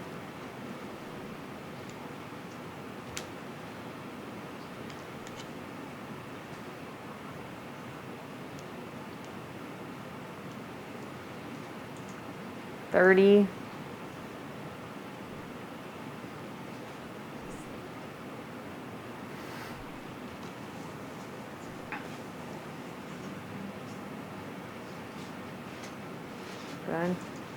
31,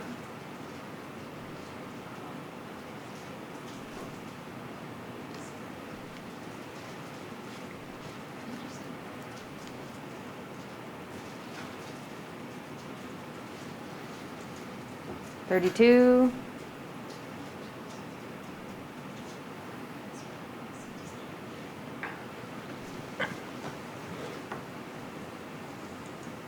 33,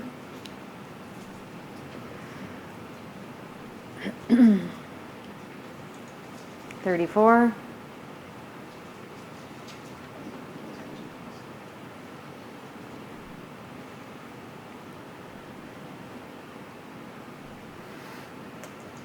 35.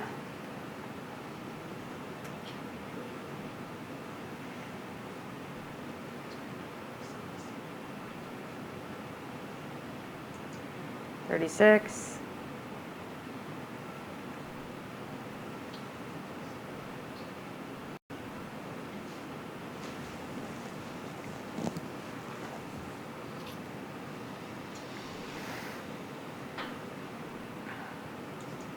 37.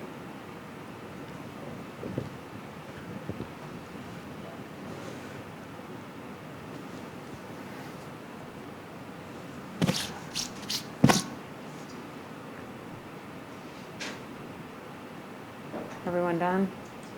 38.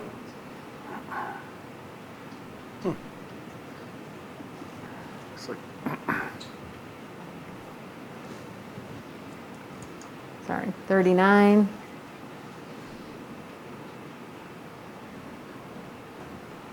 That's hard to see. This is just a layout of a subdivision. Yeah. 40.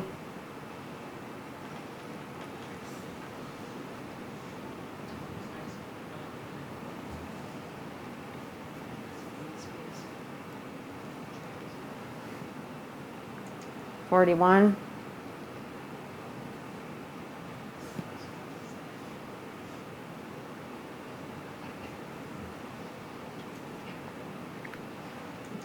42.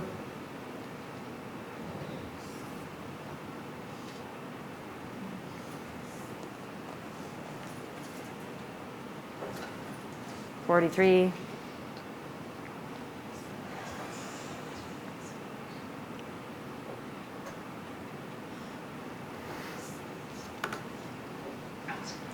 44.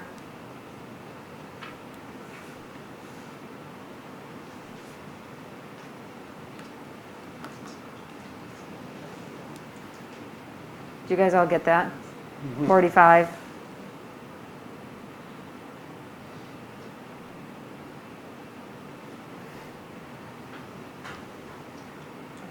46.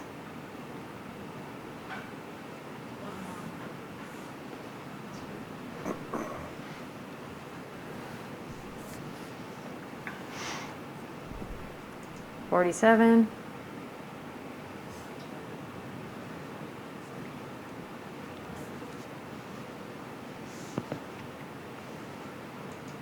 48.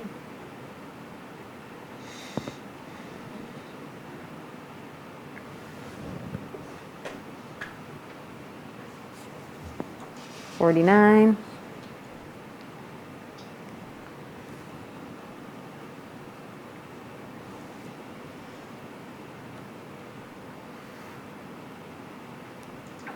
50.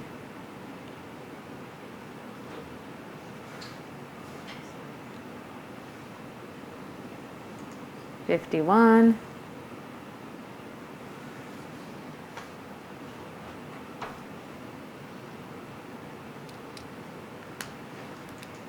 52. I'm really good at counting tonight. How am I doing? You're really good. Keep counting.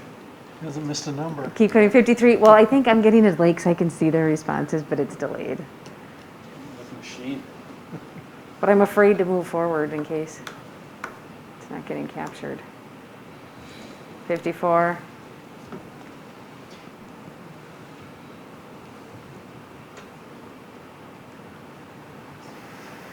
55.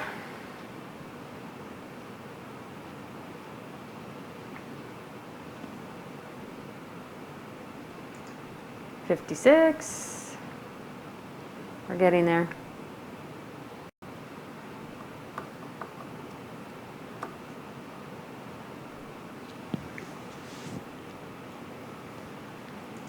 57.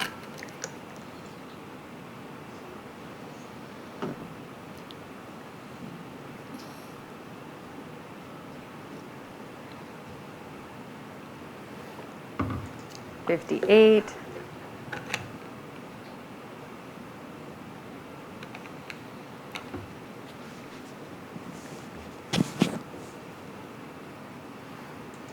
$59.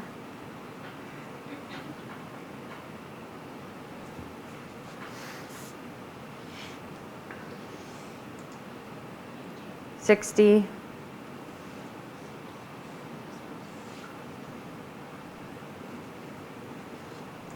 $61. This is our final one.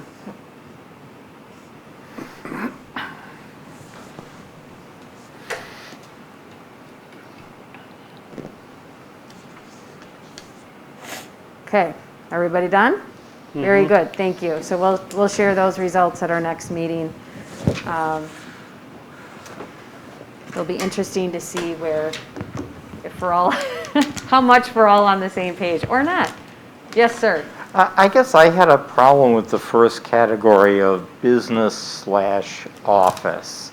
And to me, they're not really the same thing. Are we talking about, small businesses in a downtown area?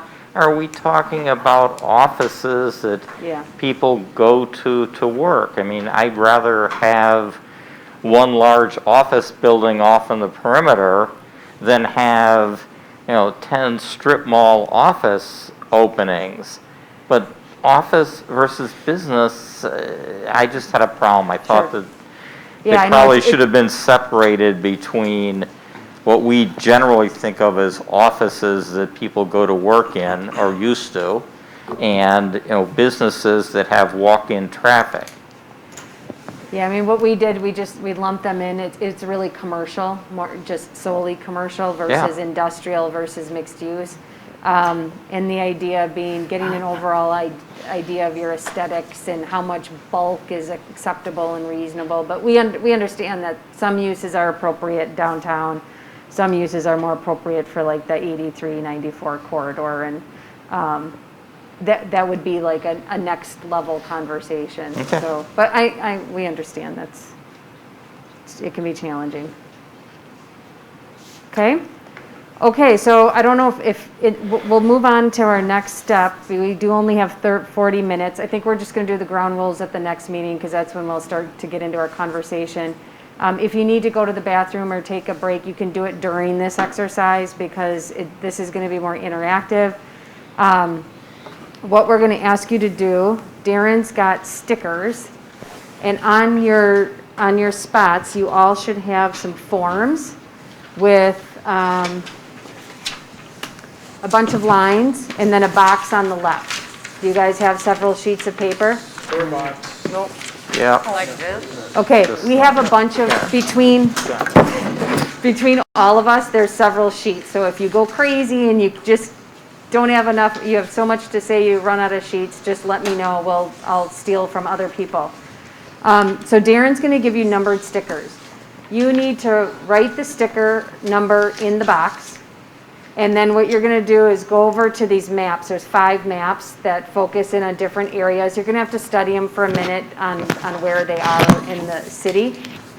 If you see a property that you think is ripe for new development, different development, maybe, I would say new development, different redevelopment, and just put the number down and then write down, if you want to be general, and just say multifamily, mixed use, single family. If you really think a conservation subdivision is appropriate there.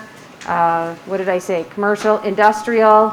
If you want to be general with your land use terms, that's fine. Or if you want to be super specific and say, on this particular property, I want to see an ice cream shop, you can do that too. And if there's a property that you think is perfect for a park, throw that in there too, because that changes the land use designation and how the city looks at it going forward as well. Darren? Okay, so we're going to take these stickers and you're physically going to stick them on the map. Mm-hmm. And you're going to take the number, and that's what you're going to write in the box with whatever information you want to share. So the stickers go on the map, take the number, write it in the box, and then write your comments. So then we'll have individual locations on the map, match with a unique ID with your comment, so we can match your comment with a location on the map. So I'm giving everybody 6 dots. If you need 12 dots, I can give you 12 dots. Or you can find, trade, sell, barter with each other. Or just come to me, I can give you more dots. And just so you know, we're going to use this to have our conversations moving forward. So if you don't want to be terribly specific, we will get there in future meetings. You don't have to be, because we are down to 40 minutes before we should close this meeting up. So if you want to just get the properties designated, at least that tells us where we're focusing our efforts moving forward. We will also open this up for, if we need to, we can start with this as well at our next meeting. It always takes a little time to get started with these focus groups, so we're happy to take the amount of time we need to move forward. We're going to try to keep them all on generally one set of maps. Unless they get too crowded, then we'll go to the next map. Yeah, so what I would do, there's 5, Bob's not in here. And Bob, you're probably going to miss out on this part, so if you want to excuse yourself, we can talk later and you can come in so I can put it to the city hall to fill out your I'll answers. come in next week. I'll just give you a call. We can schedule a time. Yeah. Okay, sounds good. Okay, sounds good, Bob. Try to do no more than like 2 people per map, and you can move around as need be. And I actually have 2 copies of these maps, and we can, now that you guys aren't at your table, maybe I'll just move a second copy over here so it doesn't get overcrowded. Combine them. Giant thing, and then you can type out comments, Yeah. and then you got a whole, you can sort them by number. Yeah, okay. One thing, if there's not enough space for a dot, just take the Sharpie with a black line and throw the dot in the margin. They're not, yeah, I think I'll get 2 sets out.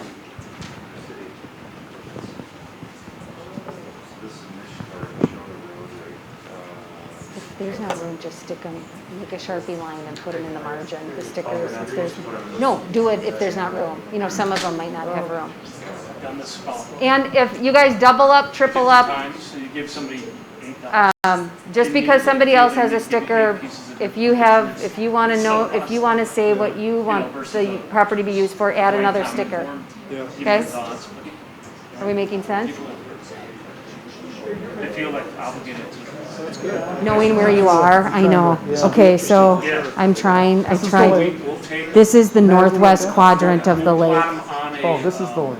Yeah, this is the village of Summit. This is Magawicka, like So then Magawicka. you'll have all these dots with random. No, it's not. Okay, where's the lake? John, Sort, you'd be like, oh, 102. I'm having a brain, this is Village of Summit. Minnesota. Okay, let me write it down. Where's Lake Magawicka? Turn the dots into like a heat map? Yeah. This is the northwest corner. Oh, This is Highway C. I know, I needed to have labeled this better. Minnesota House. This is C right here. and this is all city of Delafield? Now And with COVID, Here. now it doesn't. Just inside this line. Oh. 94 is not, no, that's 16. 94 is not on here. I'll label these. John, if you're doing them and there's obvious labels, can you just help maybe throw a couple? Because I did notice that today, that there's just not any labels on here. State Highway 16, do that. Don't forget your notes. What else do I have? Meg Lake is here. And this is Upper Neshota. I'm just going to put Neshota. Okay. I'm going to put, yeah, you just have to get a little acclimated.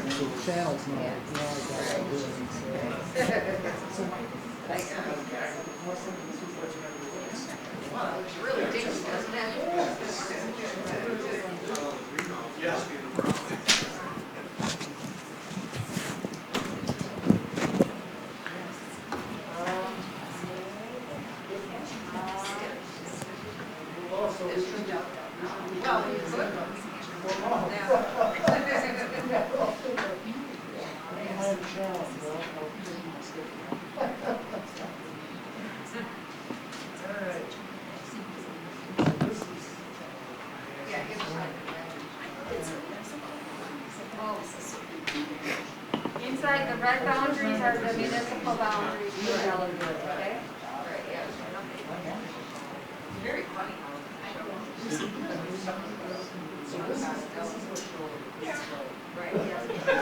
I tried really hard.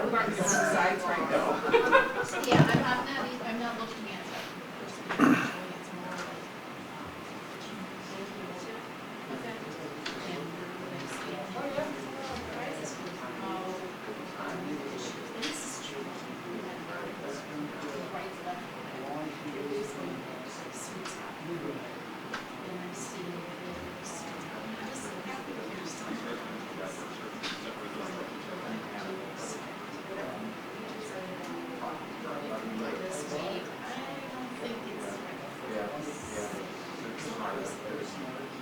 John, how long you been at Hendricks, did you say? Just over a year, so relatively new. Do some work with CCI.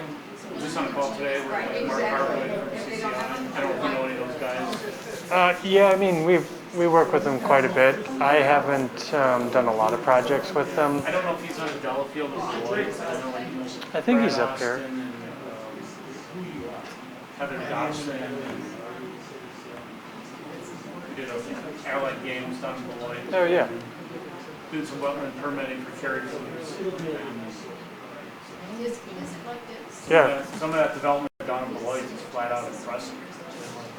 Every time I get the tour, I'm like, being an urban planner, urban designer, I'm like, well, this is solid down here. Yeah, it's been really exciting. I grew up in Beloit and then moved away and always wanted to come back and work on. Brag about Beloit, people look at you like, it's not your Beloit from the 70s and 80s. No. Check it out. It's that boutique hotel that they built. No, I don't know.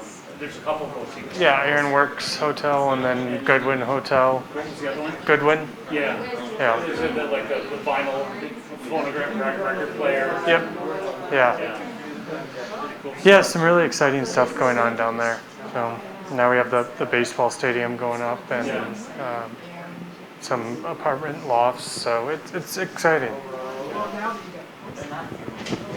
What baseball stadium is that? Yeah, the Snappers.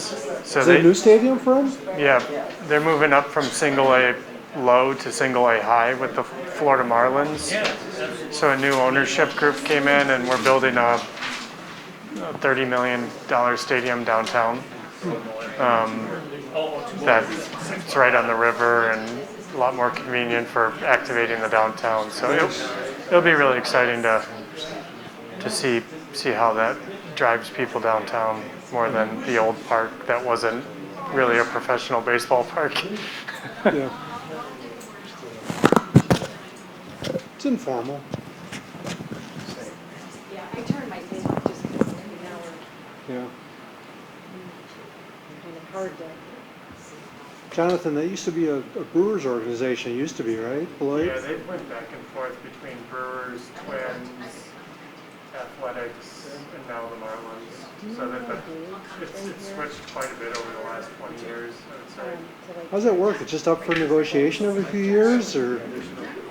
You know, honestly, I don't know. I think maybe I think it's just the team, the owners telling them that. Yeah, I did. You want to buy it? And there's no way that this team, because they're a player development program or something like that. And a lot of the guys that used to play for the Snappers never made it to the major league. I mean, a few of them, like Fielders, was a big name, but now that they're moving up into the single A high, they'll start to see a lot more players that I might like bigger contracts and moving up. Yeah. I think there'd be a lot of benefits for like a team like the Brewers to have their farm club so close. You would think so, but Here they have such distinct. I don't know if they're affiliated with like Timber Rattlers or some of the other. Have you ever been to the area? Yeah. I don't follow baseball.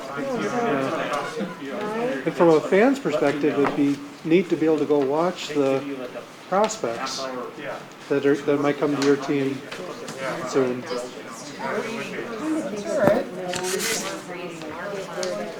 My friend lives in Middle Plains. It's basically Thank you. blocks off the belt. So it's in it's old quaint downtown, and then they just like some 80s not comfortable with. Mixed use buildings, fabulous lighting, light up the whole side of the building, historic classic.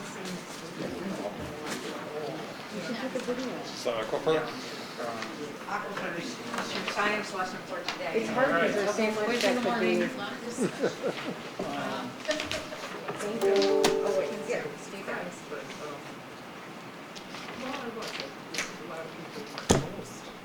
Oh, you guys are fast. Are you done with the exercise? Yeah, I probably did it wrong. Woo. Well,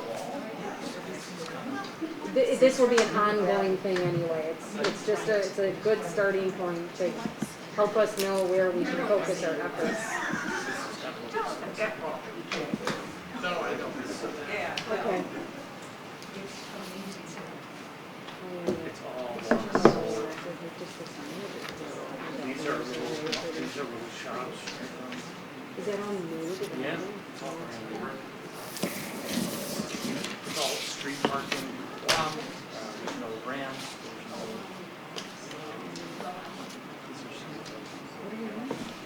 It's just a website. It's a T-wall. These are big developers. This is tax rich. These are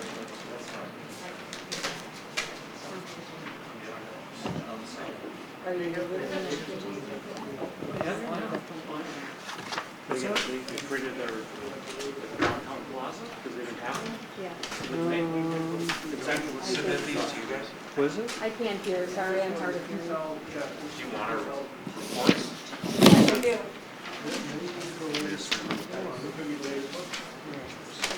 Everybody's fine. Okay. Is everybody? That's just from this Do we have side. any? Okay. Jackie, would you mind collecting from that side? I do can't not get mind through over collecting. here. Done, young sir? Thank you. Oh, you want to collect them? Yes. I'm done.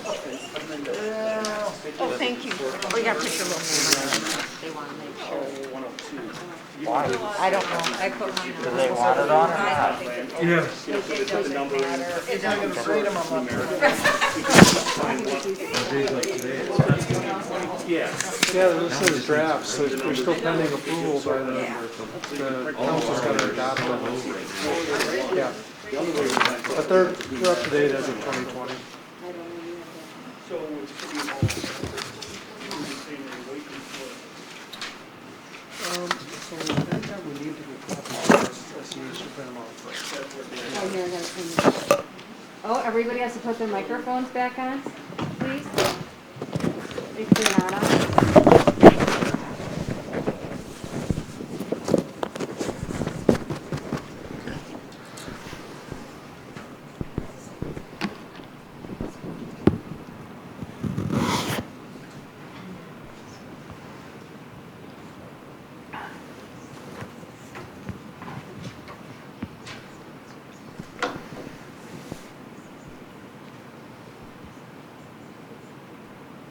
Thank you.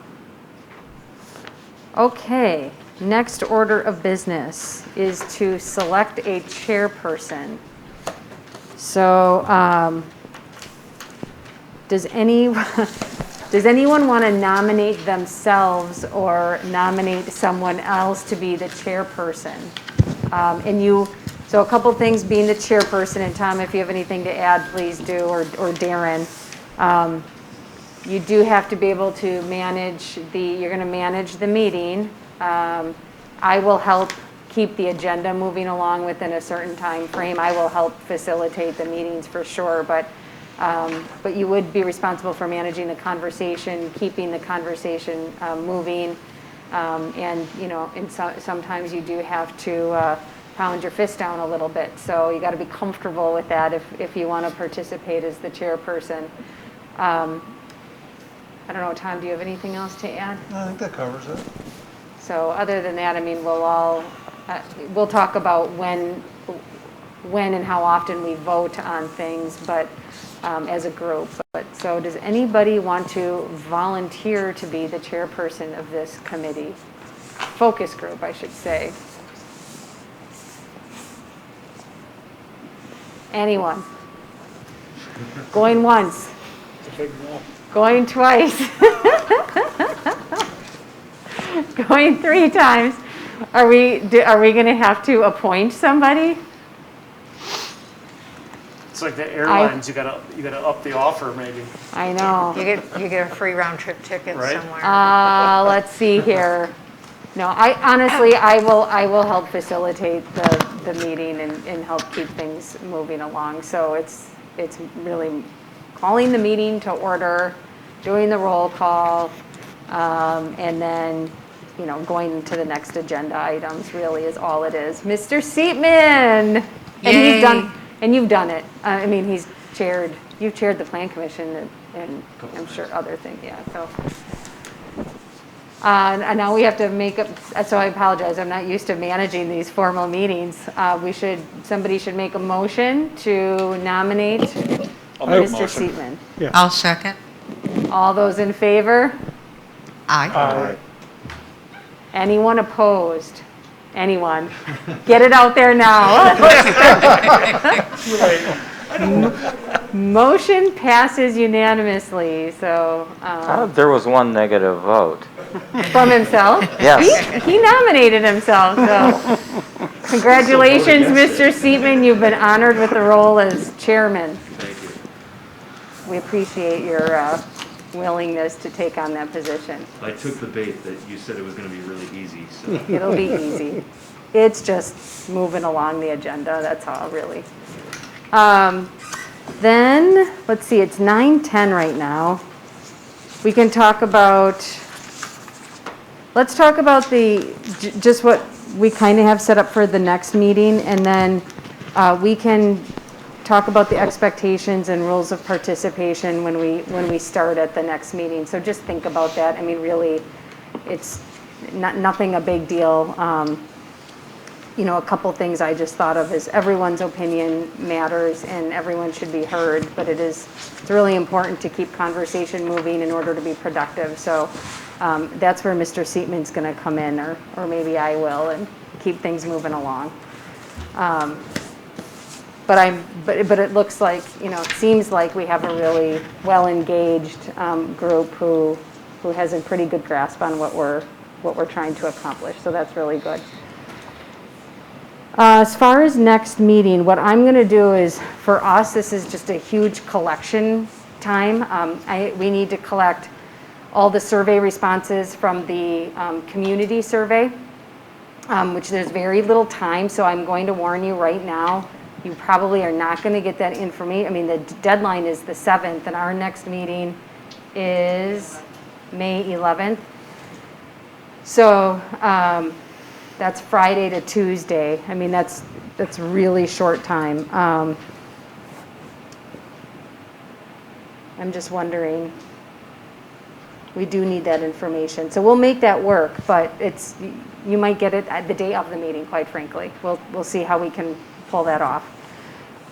So we'll give you the community survey results, we'll give you the results from the Plan Commission and Common Council meeting, and then we'll give you the results from this meeting. That includes all the SWOT analysis and visual preference survey stuff. And I'll be perfectly honest with this particular project and where we're at. The visual preference survey is kind of an add-on, but it's not the critical piece of what we're trying to do here. We're trying to identify what's the most responsible form of development on certain pieces of property. It just helps us understand what you do and don't like from a building perspective. So we will gather all of that information and share it with you. We will the city would like for this group to propose a mission statement with mission and vision statements, I guess, or yeah, I'll leave it at that. So I think what we're going to do is use all of that information and jot some thoughts down for those statements and lead each meeting with that. So it'll just keep being refined until we're done. And again, that's just a recommendation for the Plan Commission and Council. I will also go into just a little bit more depth about the land use plan, the zoning map. Somebody brought up the memorandum or the boundary agreement or memorandum of understanding. I'll go through some of those documents that the city has in very brief detail, just so you have an understanding of what the city has right now in place and what we need to use in order to review proposals. And then we will break down these maps and start talking about focusing on certain areas. And I haven't seen your dots, so I don't know exactly how that will be organized. That information I'll try to provide to you earlier than the meeting, so that you have a little time to think about it, because we're going to want to get into a little more detail. And depending on where those areas are, we'll probably break up the meetings focusing on certain areas. Any other comments? Am I making any sense? No? Okay. Well, that's good. Well, thank you for coming. This is hopefully going to be a really good exercise. It was tonight already. I think we got tons of valuable, if we didn't get any further than tonight, we got a lot of valuable information, but we will get further. Amy, we did have on the agenda public comments. Was there a... Yes, so intention one more to- thing with public comments and the people in the audience. Thank you. So this meeting, we did public comments at the end because at the start of the meeting, we hadn't really gotten anywhere yet. In future meetings, we will do public comments in the beginning of the meeting, pretty much commenting on what happened at the previous meeting or any comments to help the group prep for that meeting or something you think they should hear for that meeting. So I will go ahead and ask if anybody in the public has comments for tonight. Go ahead, Mary, please. Thank you, everyone. Thank you. Anyone else? Thank you. Okay.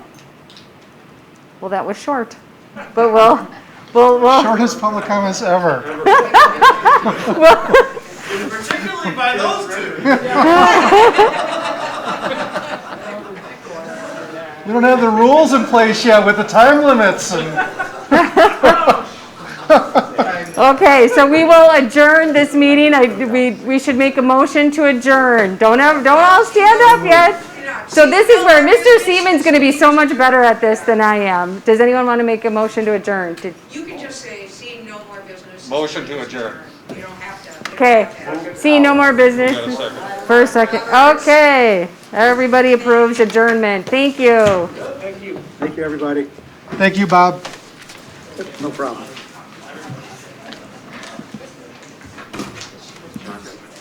Well, the city